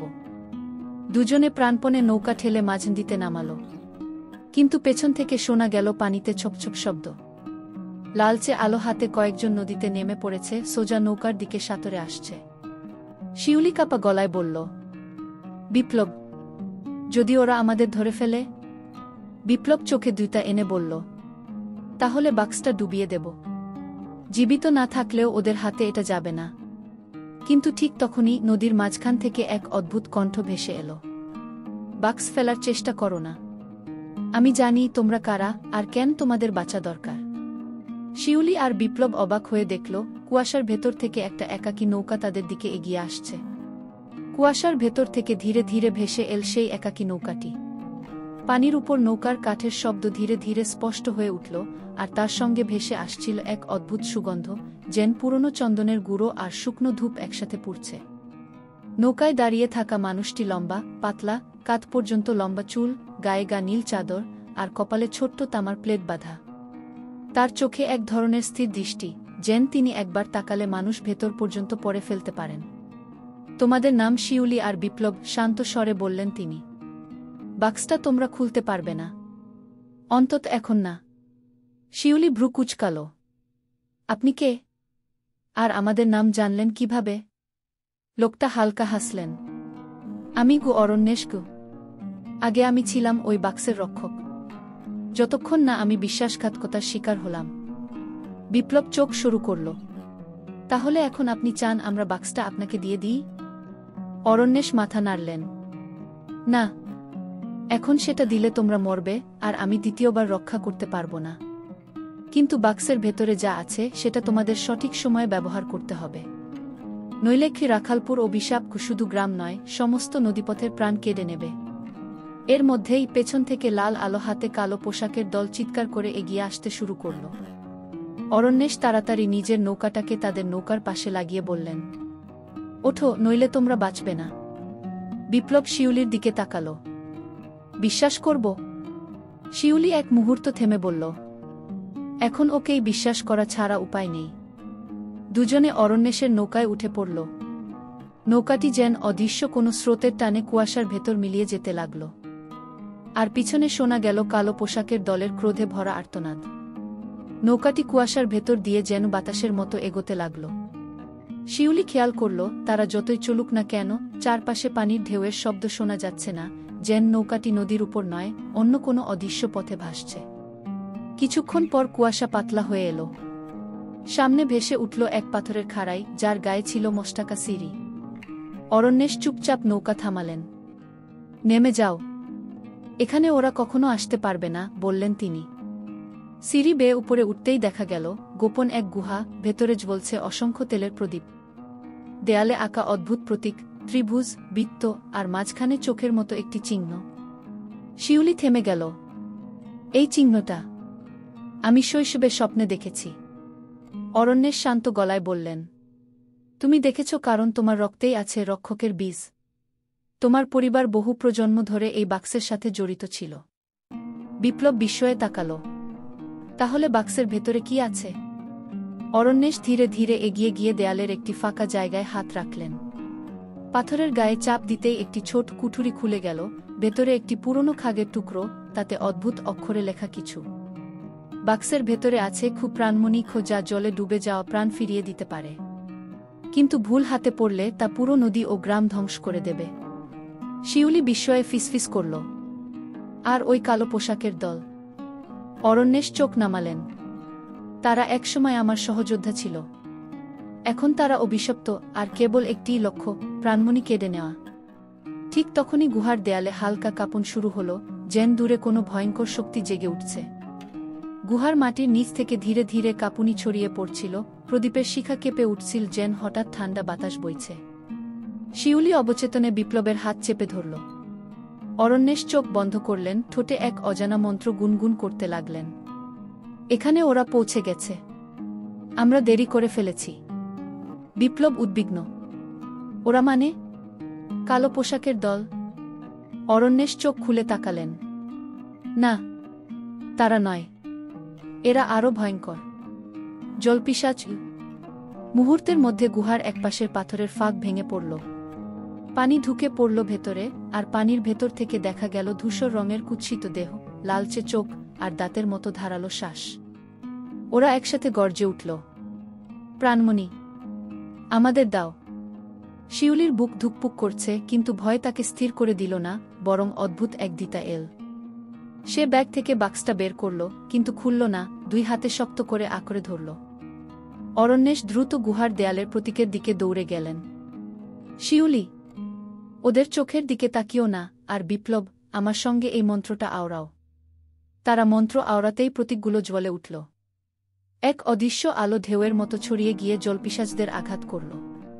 তারা চিৎকার করে পিছু হটল, কিন্তু তার আগে এক ভয়ানক কথা বলে গেল। পূর্ণিমার রাতে আমরা ফিরে আসব। তখন কেউ বাঁচবে না। গুহা আবার শান্ত হয়ে এলো, কিন্তু বাতাসে যেন মৃত্যুর গন্ধ লেগে রইল। অরণ্যেশ গম্ভীর কণ্ঠে বললেন, সময় খুব কম। পূর্ণিমা আসতে মাত্র 7 দিন বাকি। শিউলি ধীরে ধীরে বলল, তাহলে আমাদের পরের গন্তব্য কোথায়? অরণ্যেশ উত্তর দিলেন, অগ্নিদ্বীপ। কেবল সেখানেই প্রাণমণিকে রক্ষা করা সম্ভব। কিন্তু পথ সহজ হবে না। গুহা থেকে বেরিয়ে তারা আবার নৌকায় উঠল। রাতের নদী ছিল অদ্ভুত নীরব, শুধু চাঁদের আলো পানির উপর পড়ছে আর নৌকার কাঠে টুপটাপ শব্দ তুলছে। শিউলি বারবার পিছনে তাকাচ্ছিল, যেন কুয়াশার আড়াল থেকে কেউ তাদের দেখছে। বিপ্লব ফিসফিস করে বলল, মনে হচ্ছে পেছনে কিছু একটা আছে। অরণ্যেশ নৌকা চালাতে চালাতে বললেন, আছে, কিন্তু ওরা আমাদের ধরতে পারবে না যদি আমরা আগে মোহনার বাঁক পার হয়ে যাই। যাত্রা যত এগোতে লাগল, নদীর ধারা অদ্ভুতভাবে ঘূর্ণি তৈরি করতে লাগল। শিউলি দেখল পানির নিচে অন্ধকার ছায়াগুলো নড়ে উঠছে, কিন্তু তীরে কিছু দেখা যাচ্ছে না। হঠাৎ নৌকা দুলে উঠল। একজন কালো পোশাকের মানুষ ঠিক তাদের সামনে উঠে এলো, নদীর মাঝখান থেকে। তার মুখে আধা ঢাকা ঘোমটা, কিন্তু কণ্ঠস্বর অচেনা নয়। এত বছর পরও তুমি পালাচ্ছ, অরণ্যেশ। সে ঠান্ডা হাসি দিল। অরণ্যেশের হাত থমকে গেল, চোখে শীতল ক্রোধ। রুদ্র, আমি জানতাম তুমি ফিরবে। শিউলি বিস্মিত, রুদ্রকে? অরণ্যেশ উত্তর দিলেন না। রুদ্র ধীরে ধীরে নৌকার কিনারায় হাত রেখে বলল, আমি একসময় অরণ্যেশের সবচেয়ে কাছের বন্ধু ছিলাম, যতক্ষণ না সে আমার কাছ থেকে প্রাণমণি ছিনিয়ে নেয়। বিপ্লব তীব্র স্বরে বলল, কিন্তু তুমি তো কালো পোশাকের দলের হয়ে কাজ করছ। রুদ্র মৃদু হেসে বলল, আমি শুধু এক জিনিসের দাস, শক্তির। প্রাণমণি ছাড়া আমি কিছু না, আর সেটা ফেরত নেবই। বলেই সে পানির নিচে মিলিয়ে গেল, কিন্তু তার চোখের দৃষ্টি শিউলির মনে শীতল কাটার মতো বিঁধে রইল। অরণ্যেশ ধীরে বললেন, ও শুধু শত্রু নয়, ও জানে আমার সব দুর্বলতা। দূরে দিগন্তে অগ্নিদ্বীপের প্রথম লালচে আভা ফুটে উঠল। নৌকাটা ধীরে ধীরে লালচে কুয়াশার ভেতর দিয়ে অগ্নিদ্বীপের তীরে ভিড়ল। দূর থেকে দ্বীপটা যেন আগুনের আলোয় জ্বলছে, আসলে সেটা ছিল গাছের পাতার লালচে আভা আর আগ্নেয়শিলার অদ্ভুত প্রতিফলন। শিউলি তীরে পা দিতেই অনুভব করল মাটি উষ্ণ, যেন ভেতরে ভেতরে ঝলছে। বিপ্লব চারপাশে তাকিয়ে বলল, এখানে কোনো মানুষ নেই নাকি? সব ফাঁকা লাগছে। অরণ্যেশ সতর্ক গলায় বললেন, অগ্নিদ্বীপে কেউ চাইলেই থাকে না। যারা থাকে তারা নিজেদের চোখে মানুষ মনে করে না। তারা দ্বীপের গভীরে হাঁটতে লাগল। পথে শুকনো পাতার শব্দ, কিন্তু বাতাস নেই। শিউলির গায়ে কাটা দিল।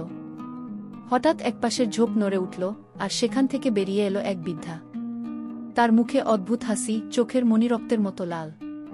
তোমরা প্রাণমণি নিয়ে এসেছ? আমি জানতাম। শিউলি বিস্মিত, আপনি কে?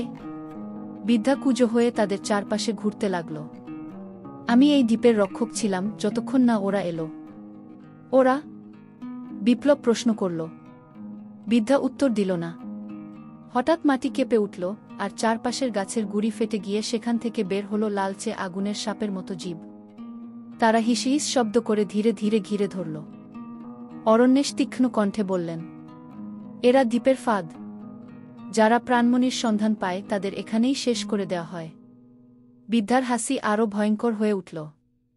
রুদ্র তোমাদের জন্য অপেক্ষা করছে দ্বীপের হৃদয়ে, আর তোমাদের জন্য ফিরে যাওয়ার পথ নেই। শিউলির হাতের ব্যাগে থাকা প্রাণমণি যেন গরম হয়ে উঠল, আর দূরে পাহাড়ের ওপার থেকে অদ্ভুত এক শঙ্খধ্বনি শোনা গেল, যা শুধু অশুভ সংকেতই দিতে পারে। অগ্নিদ্বীপের আগুনের সাপগুলো ধীরে ধীরে পিছিয়ে গেল, যেন অদৃশ্য কারো নির্দেশে। বৃদ্ধা কুঁজো হয়ে সামনে পথ দেখাতে শুরু করল, তার কণ্ঠে অদ্ভুত গুনগুন ধ্বনি। শিউলির বুক ধরফর করছিল, প্রাণমণি যেন তার হাতের ভেতর থেকে বেরিয়ে যেতে চাইছে। অরণ্যেশ ফিসফিস করে বললেন, দ্বীপের হৃদয় মানে আগ্নেয় গিরিখাতের ভেতরের মন্দির। ওখানে গেলে ফেরার পথ নেই। কিন্তু আমাদের যেতে হবে। তারা অগ্নিশিলায় গড়া সরু পথে হাঁটতে লাগল। চারপাশে গা লাল কুয়াশা, দূরে কোথাও আগুনের ঝলকানি। পথের দুপাশে প্রাচীন মূর্তি, অর্ধেক ভাঙা, অর্ধেক পুড়ে যাওয়া, যেন শতাব্দীর অভিশাপের সাক্ষী। হঠাৎ কুয়াশার ভেতর থেকে গর্জন শোনা গেল। মুহূর্তেই লাল আলোয় ভেসে উঠল রুদ্র। তার কালো পোশাকে লাল আগুনের নকশা, হাতে অদ্ভুত এক দণ্ড, যেটার শীর্ষে ছিল আরেকটি রক্তমণি, কিন্তু সেটা অদ্ভুত কালো আভা ছড়াচ্ছিল। স্বাগতম, রুদ্রের কণ্ঠে তাচ্ছিল্য। এত পথ এসেছ, আর এখন তোমাদের কাছে কেবল দুই পথ, প্রাণমণি আমার হাতে তুলে দাও। অথবা তোমাদের শরীর এই দ্বীপের আগুনে মিলিয়ে যাক। বিপ্লব তীব্র গলায় বলল, তুমি প্রাণমণি দিয়ে কি করবে? রুদ্র চোখ বন্ধ করে বলল, এই দ্বীপের হৃদয়ে আছে অগ্নিসূর্য ও প্রাচীন শক্তির উৎস। প্রাণমণি তার দ্বার খুলবে, আর তখন আমি। সে থামল, ঠোঁটে এক শীতল হাসি ফুটিয়ে বলল, আমি হব সমস্ত নদী, পাহাড় আর মানুষের ভাগ্যের নিয়ন্তা। শিউলি কাপা গলায় বলল, কিন্তু তুমি তো সব ধ্বংস করে ফেলবে। রুদ্র ধীরে ধীরে দণ্ড তুলল, আর দ্বীপের মাটি কেঁপে উঠল। দূরে গিরিখাত থেকে আগুনের ধোঁয়া আকাশে উঠে যেতে লাগল, যেন দ্বীপের হৃদয় তাদের ডাকছে। অরণ্যেশ মুটি শক্ত করলেন। মনে রেখো, রুদ্র, শক্তি যদি আগুন হয় তবে তা ধ্বংস ডেকে আনে। আজ সেই আগুন তোমাকেই গ্রাস করবে। গিরিখাতের কিনারায় দাঁড়িয়ে তারা দেখল, নিচে বিশাল আগ্নেয়গহ্বর, যার চারপাশে কালো পাথরের স্তম্ভ দাঁড়িয়ে আছে। প্রতিটি স্তম্ভে খোদাই করা আছে আগুনের দেবতা আর অদ্ভুত প্রাণীর মূর্তি। সেই গহ্বরের মাঝখানে ছিল লালচে স্ফটিকের মতো এক বিশাল দরজা, অগ্নিসূর্যের দ্বার। রুদ্র ধীরে ধীরে সামনে এগিয়ে গেল, হাতে দণ্ড তুলে ধরল। তার দণ্ডের কালো রক্তমণি আর শিউলির হাতে থাকা প্রাণমণি একই সাথে জ্বলে উঠল। দ্বীপের বাতাস ভারী হয়ে এলো, আর চারপাশে বজ্রের মতো শব্দ হল। এটাই সেই মুহূর্ত, রুদ্র ফিসফিস করল। শতাব্দীর প্রতীক্ষা শেষ হবে আজ। শিউলি মণিটা আঁকড়ে ধরে পিছিয়ে এলেও রুদ্রের দণ্ড থেকে বের হওয়া কালো আলো প্রাণমণির দিকে ছুটে এলো, যেন তাকে টেনে নিতে চাইছে। বিপ্লব শিউলিকে আড়াল করে দাঁড়াল, কিন্তু সেই কালো শক্তি তাকে ছিটকে গিরিখাতের কিনারায় ফেলে দিল। অরণ্যেশ ততক্ষণে কোমরের ছোটথলি থেকে এক মুঠো সোনালি গুঁড়ো বের করলেন। এটাই একমাত্র উপায়, বলে তিনি সেই গুঁড়ো রুদ্রের দিকে ছুঁড়ে মারলেন। গুঁড়ো ছোঁয়া মাত্র রুদ্র চিৎকার করে উঠল, তার দণ্ডের আলো কেঁপে উঠল। কিন্তু ঠিক তখনই দ্বীপের মাটি ফেটে গিয়ে আগুনের ঢেউ গহ্বর থেকে উপরে উঠে এল। অগ্নিসূর্যের দ্বারের চারপাশে মূর্তিগুলো জীবন্ত হয়ে নড়তে শুরু করল, প্রতিটি যেন আগুনের যোদ্ধা। রুদ্র গর্জে উঠল, অগ্নিসূর্যের শক্তি কেবল আমার জন্য, কেউ আটকাতে পারবে না। শিউলি হঠাৎ বুঝতে পারল, প্রাণমণি কেবল দ্বার খোলার চাবি নয়, ওটাই রুদ্রের শক্তিকে ধ্বংস করার একমাত্র অস্ত্র। কিন্তু তার জন্য তাকে মণিটা সরাসরি অগ্নিসূর্যের হৃদয়ে ছুঁড়ে ফেলতে হবে। আর সেটা মানে আগুনের গহ্বরে লাফ দেওয়া। সে অরণ্যেশের দিকে তাকালো, চোখে দিতা। যদি আমি না ফিরি, জানবেন আমি এটা করেছিলাম সবাইকে বাঁচানোর জন্য। গহ্বরের প্রান্তে দাঁড়িয়ে শিউলি প্রাণমণি দুই হাতে শক্ত করে ধরল। চারপাশে আগুনের সাপের মতো ঢেউ লাফিয়ে উঠছে, গহ্বরের গভীরে লালচে আলো, যেন পৃথিবীর হৃদস্পন্দন। রুদ্র সামনে ঝাঁপিয়ে এসে গর্জে উঠল, মণিটা আমার হাতে দে, শিউলি। না হলে তুই আর তোর সঙ্গীরা এই আগুনে ভস্ম হয়ে যাবি। শিউলির চোখে ভয় ছিল, কিন্তু তার চেয়েও বেশি দ্বিধা। রুদ্র, শক্তি যদি কারো জন্য হয় তবে সেটা মানুষের ভালোবাসা আর শান্তির জন্য, ধ্বংসের জন্য নয়। অরণ্যেশ চিৎকার করে বললেন, শিউলি, ভেবে করো, এই পথ থেকে ফেরার উপায় নেই। কিন্তু শিউলি এক মুহূর্তও দ্বিধা করল না। সে গহ্বরের দিকে তাকিয়ে ফিসফিস করল, সবাইকে ক্ষমা করো। তারপর হঠাৎ শরীরটা সামনের দিকে ছুঁড়ে দিল। প্রাণমণি হাত থেকে ছাড়িয়ে জ্বলন্ত ধূমকেতুর মতো গহ্বরের গভীরে নেমে গেল। রুদ্র চিৎকার করে তার দিকে হাত বাড়াল, কিন্তু তখনই বিস্ফোরণের মতো শব্দ হল। অগ্নিসূর্যের দ্বার উজ্জ্বল সোনালি আলোয় ভরে উঠল, আর কালো দণ্ড ফেটে গিয়ে ছাই হয়ে গেল। গহ্বর থেকে এক বিশাল আগুনের ঢেউ উঠল, কিন্তু সেই ঢেউ আর ধ্বংসের আগুন নয়, এটা ছিল শীতল নীলাভ আলো, যা রুদ্রকে ঘিরে ফেলল। সে ছটফট করতে লাগল, না, এটা হতে পারে না। আমি। কিন্তু আলো তাকে পুরোপুরি গ্রাস করে ফেলল। দ্বীপের মাটি কেঁপে উঠল, গাছপালা আর মূর্তিগুলো ধীরে ধীরে শান্ত হয়ে গেল।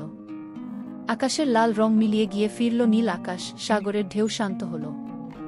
বিপ্লব গিরিখাতের কিনারায় দাঁড়িয়ে ফিসফিস করে বলল, শিউলি। অরণ্যেশ চোখ মুছলেন। তার আত্মত্যাগ চিরকাল মনে রাখা হবে। কিন্তু ঠিক তখনই গহ্বরের গভীর থেকে এক ক্ষীণ কণ্ঠ ভেসে এল, আমি এখানেই আছি। তারা অবাক হয়ে একে অপরের দিকে তাকাল। গহ্বর থেকে ভেসে আসা সেই ক্ষীণ কণ্ঠস্বর শুনে সবাই এক মুহূর্তের জন্য থমকে গেল। বিপ্লব এগিয়ে গিয়ে ডাকল, শিউলি, তুমি কোথায়? কণ্ঠস্বর আবার ভেসে এলো, এবার একটু স্পষ্ট, আমি আলোতে আছি। অরণ্যেশ গম্ভীর মুখে বললেন, এর মানে প্রাণমণি আর তার আত্মা এক হয়ে গেছে। সে আর আমাদের মতো মানুষ নয়, সে এখন দ্বীপের রক্ষক। ঠিক তখনই গহ্বরের গভীরে নীলাভ সোনালি এক আলোকবল গঠন হতে লাগল। আলোক্রমে বড় হয়ে উপরে উঠল, আর তার ভিতরে দেখা গেল শিউলি। কিন্তু সে আর আগের মতো নেই, তার চুলে সোনালি আভা, চোখে যেন আগুন আর সমুদ্রের মিশ্র আলো। সে নরম কণ্ঠে বলল, আমি ফিরে এসেছি, কিন্তু আর ফিরতে পারবো না তোমাদের জগতে। আমার কাজ এখন এই দ্বীপকে রক্ষা করা, যাতে কেউ আর অগ্নিসূর্যের শক্তি দখল করতে না পারে। বিপ্লব কাপা গলায় বলল, কিন্তু তোমাকে ছাড়া আমরা কিভাবে থাকব? শিউলি মৃদু হাসল, ভালোবাসা সবসময় থাকে, শরীরের বাইরে থেকেও। তুমি বেঁচে থেকো আর সবাইকে বলো, শক্তি কেবল রক্ষা করার জন্য, ধ্বংসের জন্য নয়। ঠিক তখনই দ্বীপের চারপাশে নীল কুয়াশা নেমে এলো, আর তারা দেখতে পেল সাগরের ঢেউ ধীরে ধীরে দ্বীপকে ঘিরে ফেলছে। অরণ্যেশ ফিসফিস করে বললেন, দ্বীপ আবার হারিয়ে যাবে, হয়তো 100 বছর পরে কেউ খুঁজে পাবে। শিউলি শেষবারের মতো হাত নেড়ে বিদায় জানালো। তারপর আলোর বল গহ্বরের গভীরে নেমে গেল, আর মাটি ধীরে ধীরে বন্ধ হয়ে গেল। বিপ্লব হাঁটু গেড়ে বসে পড়ল, চোখ থেকে অশ্রু গড়িয়ে পড়ছে। কিন্তু তার বুকের ভেতরে যেন শিউলির কণ্ঠ প্রতিধ্বনিত হল, আমি এখানেই আছি, সবসময়। আকাশ আবার নীল হল, কিন্তু সাগরের ঢেউয়ের ফেনার মধ্যে যেন ক্ষণিকের জন্য সোনালি আভা দেখা গেল। দ্বীপ হারিয়ে যাওয়ার পর প্রায় 3 মাস কেটে গেছে। বিপ্লব নিজের ছোট শহরে ফিরে এলেও তার মন যেন সমুদ্রের তীরে আটকে আছে। প্রতিদিন সন্ধ্যায় সে নদীর ঘাটে গিয়ে বসে শিউলির সেই শেষ হাসি আর কথাগুলো মনে করে। একদিন বর্ষার শুরুতে ঘন মেঘে আকাশ ঢাকা, হঠাৎ নদীর পানি অদ্ভুতভাবে উথলে উঠল। জোয়ারের ঢেউয়ের সাথে ভেসে এলো একটা কাঠের ছোট বাক্স, যার উপর শিউলির প্রিয় ফুল, শিউলি ফুলের শুকনো মালা বাঁধা। বিপ্লব কাপা হাতে বাক্স খুলে দেখল, ভেতরে আছে এক টুকরো স্বচ্ছ নীল পাথর আর একটি চিঠি। চিঠির অক্ষরগুলো যেন জ্বলজ্বল করছে, আর তা শিউলির হাতের লেখা। বিপ্লব, আমি প্রতিশ্রুতি দিয়েছিলাম, আমি সবসময় তোমার কাছে থাকব। প্রাণমণি ধ্বংস হয়নি, আমি তাকে দ্বীপের গভীরে সিল করেছি। কিন্তু অন্ধকার আবার ফিরতে পারে। যদি সেই দিন আসে, এই নীল পাথর তোমাকে পথ দেখাবে। ততদিন আমাকে সাগরের ঢেউয়ে খুঁজে নিও। বিপ্লব চিঠি বুকে চেপে ধরল। মনের ভেতর ভয় আর আশা মিলেমিশে অদ্ভুত অনুভূতি জাগাল। এর মানে কি রুদ্র বা তার থেকেও ভয়ঙ্কর কেউ আবার শক্তির জন্য ফিরে আসবে? তখনই দূরের আকাশে এক ঝলক বজ্রপাত হল। বজ্রের আলোয় বিপ্লব দেখল, নদীর অপর পারে দাঁড়িয়ে আছে এক অচেনা ছায়ামূর্তি, যার হাতে কালো দণ্ডের মতো কিছু। সে এক মুহূর্ত তাকিয়ে রইল, তারপর কুয়াশার মধ্যে মিলিয়ে গেল। বিপ্লব বুঝল, খেলা শেষ হয়নি, বরং নতুন করে শুরু হতে চলেছে। নদীর ঘাটে দেখা সেই ছায়ামূর্তি বিপ্লবের মন থেকে কোনোভাবেই যাচ্ছে না। শিউলির দেওয়া নীল পাথরটি প্রতিদিন সে পকেটে রাখে, কিন্তু সেদিন থেকে পাথর মাঝে মাঝে হালকা উষ্ণ হয়ে ওঠে, যেন ভেতর থেকে আলো ছড়াচ্ছে। এক রাতে অমাবস্যার অন্ধকারে হঠাৎ পাথরটা উজ্জ্বল নীল আলোতে জ্বলে উঠল। আলোটা যেন নদীর উপারের ঘন বনে একটি নির্দিষ্ট দিকে ইঙ্গিত করছে। বিপ্লব সাথে সাথেই ব্যাগ গুছিয়ে নিল, একটা টর্চ, কিছু শুকনো খাবার আর পাথরটি। সে জানে, হয়তো এই পথেই সে ছায়ামূর্তির রহস্য জানতে পারবে। বনে পা রাখা মাত্রই সে অনুভব করল, এখানে এক অদ্ভুত নীরবতা, যেন সব প্রাণী পালিয়ে গেছে। হঠাৎ ঝোপের ভিতর থেকে একটি তীক্ষ্ণ শীষের শব্দ শোনা গেল, তারপর কালো পোশাক পরা দুজন লোক তার সামনে এসে দাঁড়াল। তাদের মুখ ঢাকা, আর হাতে লম্বা লাঠি, যার মাথায় লাল পাথর বসানো। একজন গম্ভীর কণ্ঠে বলল, নীল পাথরটা আমাদের দিয়ে দাও, নইলে বনের ভেতর থেকেই আর বের হতে পারবে না। বিপ্লব দুই গলায় উত্তর দিল, এই পাথর তোমাদের হাতে যাবে না। ঠিক তখনই শিউলির কণ্ঠ যেন বাতাসে ভেসে এলো, ভয় পেও না, আমি আছি। নীল পাথর হঠাৎ এক ঝলক তীব্র আলো ছড়ালো, আর সেই আলোয় দুজন মুখোশধারী এক মুহূর্তের জন্য বিভ্রান্ত হয়ে পিছিয়ে গেল। বিপ্লব সুযোগ বুঝে গভীর বনের দিকে ছুটে গেল। কিন্তু দৌড়াতে দৌড়াতে সে বুঝল, তার পেছনে কেবল দুজন নয়, আরও অনেকে আছে।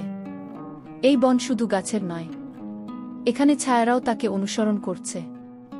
বনের ভেতর দৌড়াতে দৌড়াতে বিপ্লবের বুক ধরফর করছে। নীল পাথর এখনও উষ্ণ, কিন্তু তার আলো ক্রমে ম্লান হয়ে আসছে। পেছনে শোনা যাচ্ছে পায়ের শব্দ, যেন অদৃশ্য কেউ তার প্রতিটি পদক্ষেপ গুনছে। হঠাৎ সামনে বিশাল এক বটগাছ, যার গুড়িতে গোপন ফাঁকা জায়গা। বিপ্লব দ্রুত ভেতরে ঢুকে নিঃশ্বাস আটকাল। কিছুক্ষণ পর যখন চারপাশ শান্ত হল, হঠাৎ মাথার উপর থেকে এক ফিসফিস শব্দ এলো, তুমি এখানে কি করছো? চমকে তাকিয়ে বিপ্লব দেখল, একজন যুবতী, গেরুয়া রঙের ওড়না পরা, হাতে তীরধনুক। তার চোখে অদ্ভুত দীপ্তি, আর কণ্ঠে কোনো ভীতি নেই। বিপ্লব সব খুলে বলল, শিউলির চিঠি, নীল পাথর, আর ছায়ামূর্তির কথা। মেয়েটি মন দিয়ে শুনে মৃদু হাসল। তুমি জানো না, এই পাথর তোমার হাতে আসা মানে বড় ঝড় আসছে। আমি মীরা, আমি শিউলির শপথবদ্ধ রক্ষক দলের শেষ সদস্য। বিপ্লব হতভম্ব, শিউলির রক্ষক? কিন্তু সে তো মীরা তাকে থামিয়ে বলল, শিউলি শুধু তোমার দুষ্টু বুদ্ধি ছিল না, সে ছিল সপ্তালোকের একজন রক্ষক। এই পাথর তাদের শক্তির অংশ। আর যে ছায়ামূর্তিকে তুমি দেখেছ, সে রুদ্র নয়, সে রুদ্রের গুরু, অগ্নিতান্ত্রিক গু। বিপ্লবের কপালে ঠান্ডা ঘাম। তাহলে শিউলি কোথায়? মীরা গম্ভীর গলায় বলল, শিউলি এখনও লড়ছে, কিন্তু তার শক্তি ধরে রাখতে হলে তোমাকে নবচক্র খুঁজে বের করতে হবে। সময় খুব কম। বাইরে তখন আবার পায়ের শব্দ, ছায়ার দল কাছে চলে এসেছে। মীরা ধনুকের তার টানল, আর ফিসফিস করে বলল, এখন দৌড়াও, আমি সামলাচ্ছি গু। বিপ্লব গাছের আড়াল থেকে বের হয়ে অন্ধকারের মধ্যে ছুটল। পেছনে শুধু তীরের শব্দ আর অচেনা চিৎকার ভেসে আসতে লাগল। বনের শেষ প্রান্তে পৌঁছে বিপ্লব হাঁপাচ্ছে, কিন্তু থামার সময় নেই। আকাশে মেঘ জমেছে, বিদ্যুৎ চমকাচ্ছে, আর দূরে বজ্রপাতের আলোয় কিছুক্ষণ অন্তর অদ্ভুত চিহ্ন দেখা যাচ্ছে, যেন গাছের গায়ে খোদাই করা। সে থেমে চিহ্নগুলো দেখল, তিনটি বৃত্ত একে অপরের ভেতরে, আর মাঝখানে ত্রিশূলের মতো কিছু। ঠিক তখনই পাথরটা আবার গরম হয়ে উঠল, যেন সেই চিহ্নের প্রতিক্রিয়া করছে। বিপ্লব হাতে হাত বুলিয়ে মুছে দেখল, চিহ্নের নিচে কিছু লেখা আছে, প্রাচীন বাংলা অক্ষরে। নদীর দক্ষিণে সূর্যের প্রথম আলো যাকে ছোঁয়, সেখানেই নবচক্রের প্রথম দ্বার গু। হঠাৎ গাছের ফাঁক থেকে একটা বৃদ্ধ লোক বেরিয়ে এলো। দীর্ঘ সাদা দাড়ি, হাতে বাঁশি, আর চোখে অদ্ভুত তীক্ষ্ণতা। ওই লেখাটা তুমি পড়েছ? বিপ্লব ধীরে ধীরে মাথা নেড়ে বলল, হ্যাঁ, কিন্তু এর মানে আমি জানি না গি। বৃদ্ধ এক রহস্যময় হাসি দিয়ে বলল, মানে জানতে হলে আমার সাথে চলো, আমি তোমাকে দেখাবো কোথায় প্রথম আলো পড়ে। কিন্তু মনে রেখো, সত্য জানতে চাইলে ত্যাগ স্বীকার করতেই হবে গে। বজ্রপাতের আলোয় বিপ্লব বুঝল, লোকটার গলায় শিউলির মতোই নীল পাথরের এক ছোট সংস্করণ ঝুলছে। ঠিক তখন দূর থেকে ছায়ামূর্তির দল আবার দেখা দিল। বৃদ্ধবাসীতে এক অদ্ভুত সুর তুলল, আর আশেপাশের গাছের পাতা ঘূর্ণিঝড়ের মতো ঘুরে একটা সবুজ দেয়াল তৈরি করল। এখন দৌড়াও, দক্ষিণের পথে। বিপ্লব জানে না বৃদ্ধ বন্ধু নাকি শত্রু, কিন্তু সময় নেই। সে দক্ষিণের দিকে দৌড়াতে লাগল, হাতে নীল পাথর আরও উজ্জ্বল হয়ে জ্বলছে।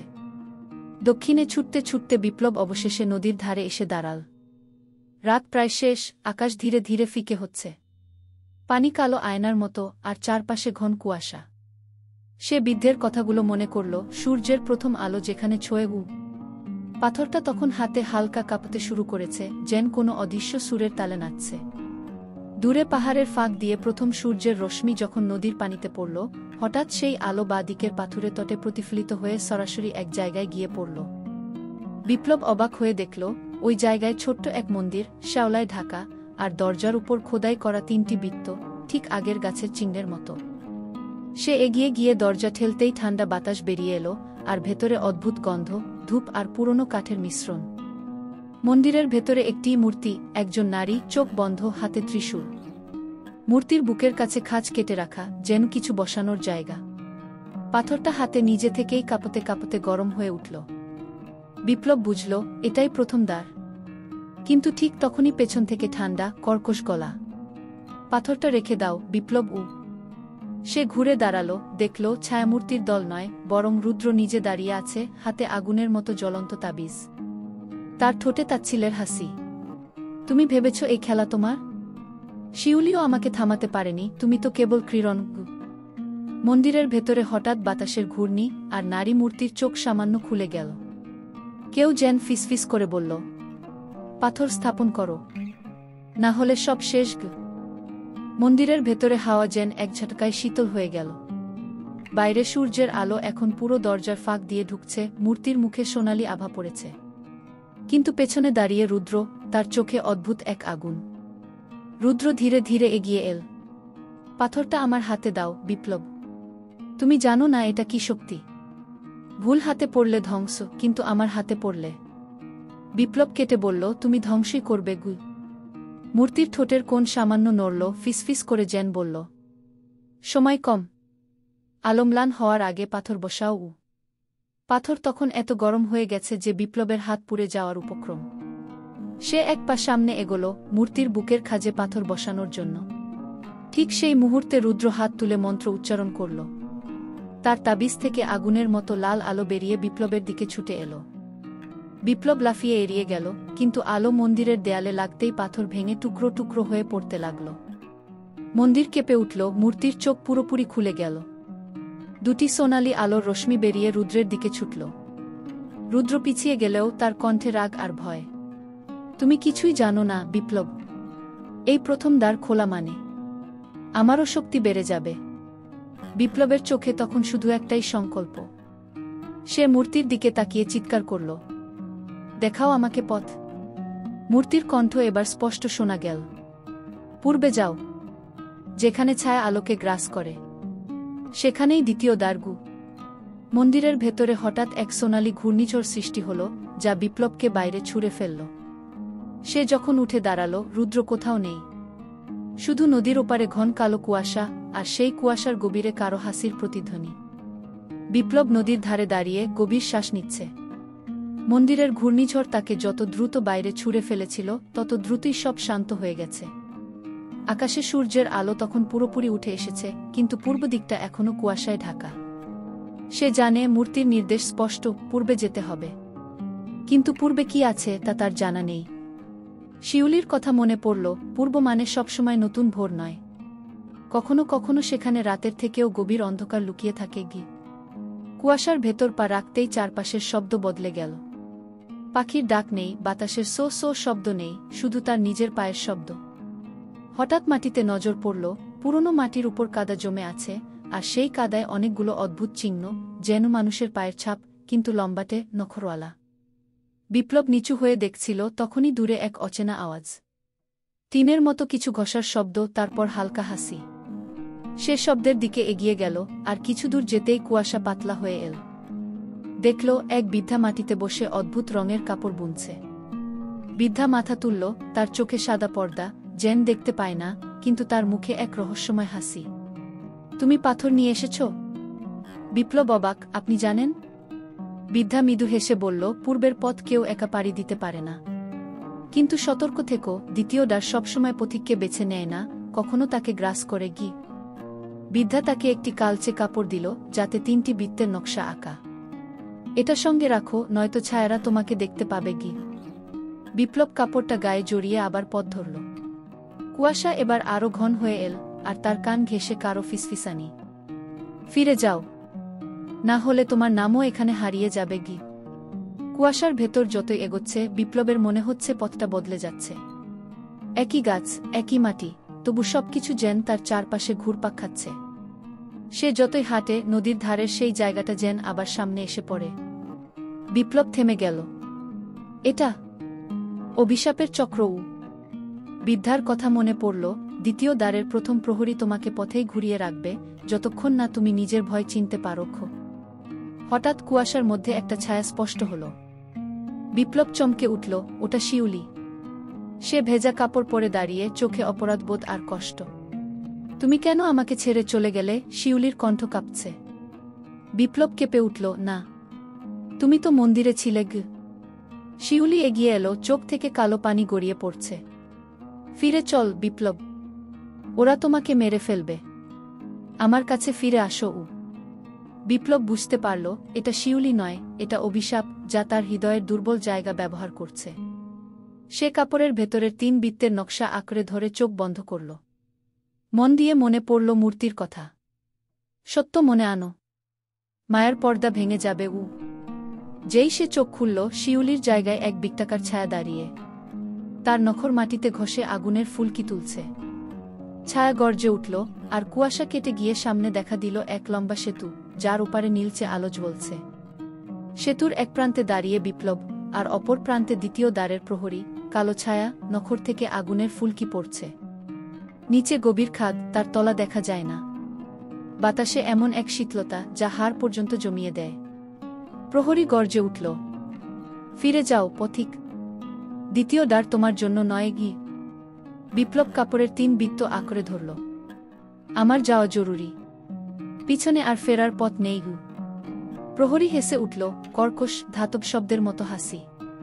তারপর এক লাফে সেতুর মাঝ বরাবর চলে এল। সেতুর দড়ি দুলে উঠল, কাঠের তক্তা কর্কর শব্দ করল। বিপ্লব জানে সরাসরি যুদ্ধ করলে তার জেতা সম্ভব নয়। তাই সে ধীরে ধীরে কাপড়টা খুলে সেতুর তক্তার উপর বিছিয়ে দিল। 3 বৃত্তের নকশা বাতাসে ঝলমল করে উঠল, আর ছায়া এক পা ফেলতেই পিছিয়ে গেল। মনে হলো যেন তার নখরে আগুন ধরে গেছে। এ নকশা তুমি কোথায় পেলে? প্রহরীর কণ্ঠে ভয়ের আভাস। বিপ্লব চুপ রইল, শুধু ধীরে ধীরে এগোতে লাগল। ছায়া এবার শেষ চেষ্টা করল। কুয়াশা ঘনিয়ে এনে বিপ্লবের সামনে 3টি দরজা তৈরি হল। প্রতিটি দরজার উপরে সোনালি অক্ষরে লেখা, সত্য, মায়া, পথ। বিপ্লব চোখ বন্ধ করে নিজের মনের ভিতরের উত্তর খুঁজল। তার মনে ভেসে উঠল শিউলির মুখ, মন্দিরের মূর্তি, আর বৃদ্ধার সতর্কবাণী। সে পথ লেখা দরজায় হাত রাখল, সঙ্গে সঙ্গে কুয়াশা ছিঁড়ে গেল, আর প্রহরী ধোয়ার মতো মিলিয়ে গেল। সেতু পার হয়ে সে দেখতে পেল দ্বিতীয় দ্বার আসলে কোনো পাথরের ফটক নয়, বরং এক বিশাল গাছ, যার শেকড় নদীর তলায়, আর শাখাগুলো আকাশের অর্ধেক ঢেকে রেখেছে। গাছের গায়ে মৃদু সবুজ আলো, আর পাতার ফাঁক দিয়ে বাতাসে ভেসে আসছে শিউলির কণ্ঠ। তুমি খুব কাছে চলে এসেছ বিপ্লব, কিন্তু এখানে প্রতিটি শ্বাসই তোমার শেষ হতে পারে কি? বিপ্লব গাছটির সামনে দাঁড়িয়ে বুঝতে পারল এটা শুধু কোনো গাছ নয়। তার গায়ে খোদাই করা আছে অসংখ্য মুখ, কেউ হাসছে, কেউ কাঁদছে, কেউ বা বিস্ময়ে চেয়ে আছে। পাতার ফাঁক দিয়ে আসা আলো ঠিক যেন চোখের ইশারার মতো কাঁপছে। গাছের গোড়ায় এক ফাঁকা স্থান, যেন দরজার মতো। ভেতর থেকে হালকা গুঞ্জন, যেন শত শত মানুষের ফিসফিসানি মিলেমিশে এক অদ্ভুত সুর তৈরি করেছে। বিপ্লব ধীরে ধীরে ভেতরে পা রাখল। সঙ্গে সঙ্গে অনুভব করল তার চারপাশের বাতাস ভারী হয়ে উঠেছে, আর প্রতিটি শ্বাস যেন তার শরীর থেকে শক্তি শুষে নিচ্ছে। গাছের ভিতরে দেয়ালগুলোও জীবন্ত, তাতে মানুষের স্মৃতি, স্বপ্ন আর ভয় ফুটে আছে। এক জায়গায় সে দেখতে পেল নিজের শৈশব, বৃষ্টির মধ্যে কাদায় খেলা করছে। আরেক জায়গায় তার প্রথমবার শিউলিকে দেখার মুহূর্ত, মন্দিরের সিঁড়িতে। হঠাৎ অন্ধকারের মধ্যে এক নারীমূর্তি বেরিয়ে এলো। তার চোখে সবুজ আগুন, গায়ে শিউলির মতো শাড়ি, কিন্তু মুখে কোনো হাসি নেই। আমি এই গাছের আত্মা, সে বলল, যারা দ্বিতীয় দ্বার পেরোতে চায় তাদের নিজেদের সত্যকে মেনে নিতে হয়। তুমি কি প্রস্তুত বিপ্লব? বিপ্লব গম্ভীর স্বরে উত্তর দিল, যত কঠিনই হোক আমি সত্য মেনে নেবগু। আত্মা হাত উঁচু করতেই চারপাশে ঝলসে উঠল আলো। গাছের দেয়ালে ভেসে উঠল এক দৃশ্য, শিউলি অন্ধকারে কারো হাত ধরে কাঁদছে। বিপ্লব দেখল সেই মানুষটি সে নয়। তার বুকের ভেতর কেমন করে উঠল। আত্মা ফিসফিস করে বলল, সব পথিকের যাত্রা প্রেম দিয়ে শুরু হয় না, আর প্রেম দিয়েই শেষও হয় না গ। গাছ কেঁপে উঠল, আর সামনে দেখা দিল এক সরু, পাকানো সিঁড়ি, যা গাছের শীর্ষের দিকে যাচ্ছে। ওই সিঁড়ি তাকে নিয়ে যাবে দ্বিতীয় দ্বারের শেষ প্রহরীর কাছে। গাছের ভিতর পাকানো সিঁড়ি বেয়ে বিপ্লব ধীরে ধীরে উপরে উঠতে লাগল। প্রতিটি ধাপ যেন তার হৃদয়ের স্পন্দন শুনিয়ে দিচ্ছিল, আর বাতাসের শব্দ যেন শিউলির কণ্ঠের মৃদু ফিসফিসানি। সিঁড়ির শেষে একটা বড় হল, যেখানে দুটো মঙ্গলময় আলো ঝলমল করছে। হলটার মাঝখানে দাঁড়িয়ে আছে একজন বয়স্ক মহিলা, যার চোখ দুটো গভীর নীল জলরাশি। তার মুখে মৃদু হাসি, কিন্তু চোখে অদ্ভুত এক ভাব। মহিলাটি বলল, বিপ্লব, তুমি এখানে এসেছো সত্যের সন্ধানে, কিন্তু সত্য অনেক সময় ব্যথার সাথে আসে। আমি দ্বিতীয় দ্বারের শেষ প্রহরী, আমার নাম আলোকা। তোমাকে 3টি প্রশ্নের উত্তর দিতে হবে, আর যদি তুমি সত্য ও সাহস দিয়ে সেগুলো মোকাবিলা করো, তবে দ্বার তোমার জন্য খুলে যাবে। প্রথম প্রশ্ন হল, তুমি কি শিউলির ভালোবাসাকে কেবল স্মৃতিতে রেখে তার জন্য পেছনে ফিরে যাওনি? বিপ্লব দ্বিধা হয়ে বলল, না, আমি শিউলির ভালোবাসা থেকে শক্তি পাই, পেছনে ফিরে যাওয়া মানে হতাশা। দ্বিতীয় প্রশ্ন, যদি তোমার সবচেয়ে প্রিয় কেউ তোমার বিশ্বাস ভেঙে ফেলে, তুমি কি ক্ষমা করবে? বিপ্লব কিছু সময় থেমে তারপর বলল, ক্ষমা শক্তির অংশ, তবে সবসময় নয়। বিশ্বাস না থাকলে সম্পর্ক টিকে থাকতে পারে না। তৃতীয় প্রশ্ন, তোমার সামনে এমন পথ আসবে যেখানে হারানো আর পাওয়া মিলেমিশে থাকবে, তুমি কি ভয় পাবে না? বিপ্লব গম্ভীর হয়ে বলল, ভয় পেলে যাত্রা অসম্পূর্ণ থেকে যাবে, তাই আমি সংকল্পবদ্ধ। মহিলাটি হাসল, তোমার উত্তর সত্যি আর সাহসিকতার প্রতীক। দ্বার তোমার জন্য খুলে যাচ্ছে। হলটার মধ্যে থেকে এক আলো বেরিয়ে আসলো, আর বিপ্লবের সামনে একটি পুরনো পাথরের ফটক ধীরে ধীরে খুলতে শুরু করল। পাথরের ফটক ধীরে ধীরে খুলে গিয়ে বিপ্লবের সামনে এক বিশাল গুহার মুখ খুলে গেল। গুহার ভেতর ঘুমন্ত বাতাস, আর দূরের কোণা থেকে এক মৃদু সুর ভেসে আসছে, যেন কেউ দূরে গিটার বাজাচ্ছে। গুহার ভিতর পা দিয়ে বিপ্লব দেখতে পেল এক অদ্ভুত কারুকাজ। দেয়ালে লেখা আছে মানুষের সুখ, দুঃখ, আশা আর বিচ্ছেদের ছবি। প্রতিটি ছবি যেন জীবন্ত হয়ে ওঠে, তার চোখের সামনে ঘুরপাক খায়। হঠাৎ গুহার গভীর থেকে এক মৃদু কণ্ঠ শোনাল, স্বাগত পথিক, তোমার অন্তর কত শক্ত তা যাচাই করার সময় এসেছে। তোমাকে একটি কঠিন পাজল সমাধান করতে হবে, যার উত্তর দিতে পারলেই তুমি বাঁচবে। বিপ্লব ধীরে ধীরে সামনে এগোল। এক প্রাচীন পাথরের টেবিলের উপর রাখা ছিল একটি ধাঁধার খাতা, যেখানে লেখা ছিল, তুমি যে পথটি বেছে নেবে সেই পথই তোমার ভাগ্য নির্ধারণ করবে। সে খাতা খুলে পড়ল। এক নদীর দুই পারে দুইজন বন্ধু ছিল, তাদের মধ্যে একটি গোপন কথা লুকানো ছিল। তারা কি সেই গোপন কথা খুলবে নাকি চুপচাপ থাকবে? তোমার সিদ্ধান্ত কি? বিপ্লব বুঝল, এই ধাঁধা শুধু শব্দ নয়, এটা তার নিজের জীবনের প্রতীক। বিপ্লব টেবিলের পাশে বসে ধাঁধার খাতা খুলল। সে চোখ বন্ধ করে নিজের ভেতরের কথাগুলো খুঁজতে শুরু করল। নদীর দুই ধারে যে বন্ধুদের কথা বলা হয়েছিল, তারা আসলে তার জীবনের দুটি মুখ। একজন ছিল শিউলি, যিনি তার প্রিয়, তার ভালোবাসার প্রতীক। আরেকজন ছিল সে নিজেই, যিনি নিজের জীবনের বাস্তবতার সাথে লড়ছে। সে বুঝল, গোপন কথা হল ভালোবাসা আর বাস্তবতার মাঝে মিথস্ক্রিয়া, যেটা সে অস্বীকার করেছিল। যে বন্ধু তার হৃদয়ে বাস করে, কিন্তু তার কাছে সবসময় উপলব্ধ নয়। একটু পরে সে চোখ খুলে ধাঁধার খাতায় উত্তর লিখতে শুরু করল। গোপন কথা হলো আমার ভালোবাসা ও বাস্তবতার মধ্যে থাকা দ্বন্দ্ব। আমি সেই কথা খুলব, কারণ শুধুমাত্র সত্যি মনের কথা বললেই মুক্তি মেলা যায়। খাতা থেকে হালকা আলো বেরিয়ে এল, আর গুহার দেয়ালে ছবিগুলো শান্ত হয়ে গেল। কিন্তু ঠিক তখনই গুহার গভীর থেকে এক ভারী কণ্ঠে বলে উঠল, তুমি বেছে নিয়েছ সাহসের পথ। এবার তৃতীয় দ্বারের প্রকৃত মুখ দেখার পালা। গুহার এক দেয়াল ধীরে ধীরে সরে গিয়ে এক বিশাল দরজা উন্মুক্ত হল। দরজার উপরে খোদাই করা ছিল, অন্তর। বিপ্লব জানল, যাত্রা এখন একেবারে নতুন ধাপে প্রবেশ করেছে। দরজার কড়া ধীরে ধীরে খুলে গেল, আর বিপ্লব একটি অসাধারণ স্থানে প্রবেশ করল। একটি বড় হল, যেখানে চারপাশে অসংখ্য আয়না সাজানো। আয়নার মধ্যে সে নিজের প্রতিচ্ছবি দেখে, কিন্তু প্রতিটি আয়নায় তার ভিন্ন রূপ।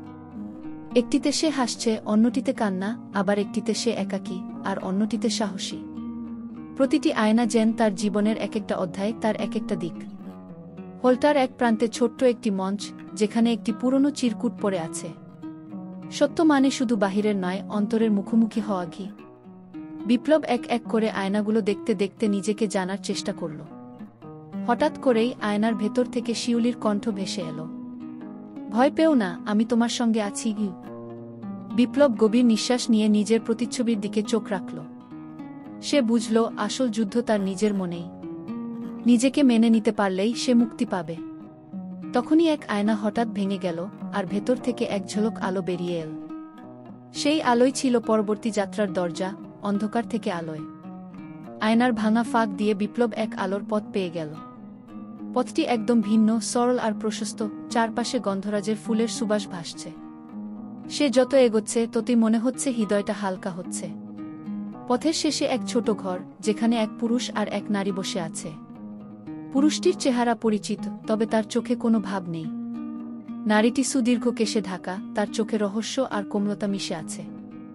বিপ্লব, নারী কণ্ঠে শান্তি, তুমি এখানে এসেছ কারণ তোমার জীবনে অনেক কিছু অমীমাংসিত রয়েছে।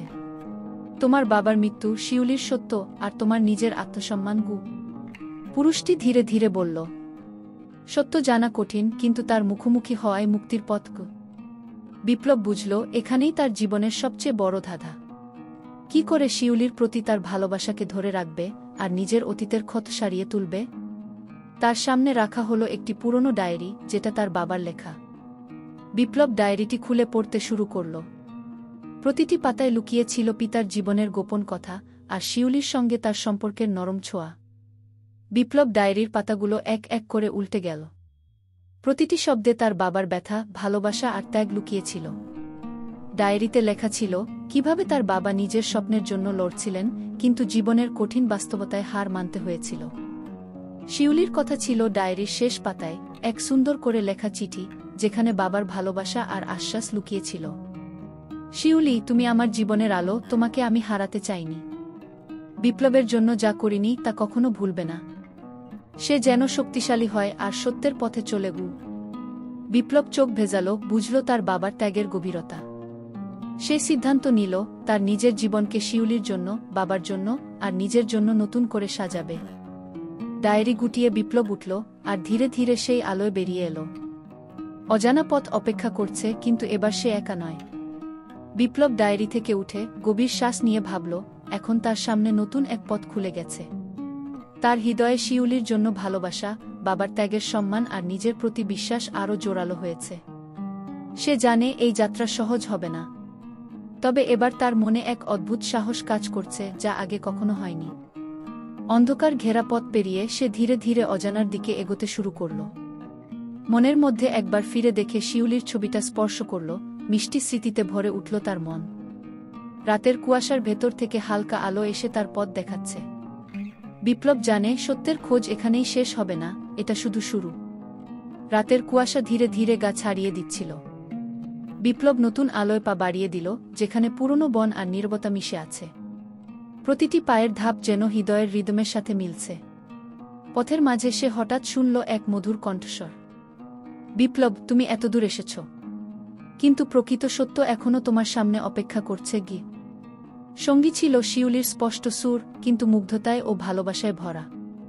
সে এগিয়ে গেল, দেখল এক ছোট জলাশয়, যেখানে আয়নামতো শান্ত জল। জলের প্রতিফলনে সে নিজের জীবনের বিভিন্ন অধ্যায় দেখতে পেল, শৈশব, শিউলির সাথে স্মৃতি, বাবার অমর কষ্ট। জলাশয়ের ধারে দাঁড়িয়ে হঠাৎ একটি গা ছমছমে ছায়া অদৃশ্য হল, আর জলের উপর সূর্যের আলো ঝলমল করল। বিপ্লব বুঝল এই পথই তার জীবনের আসল পরীক্ষা। সেই সময় তার কাঁধে হাত রাখল কেউ, স্নেহময়, গরম। বিপ্লব ঘুরে দেখল শিউলি।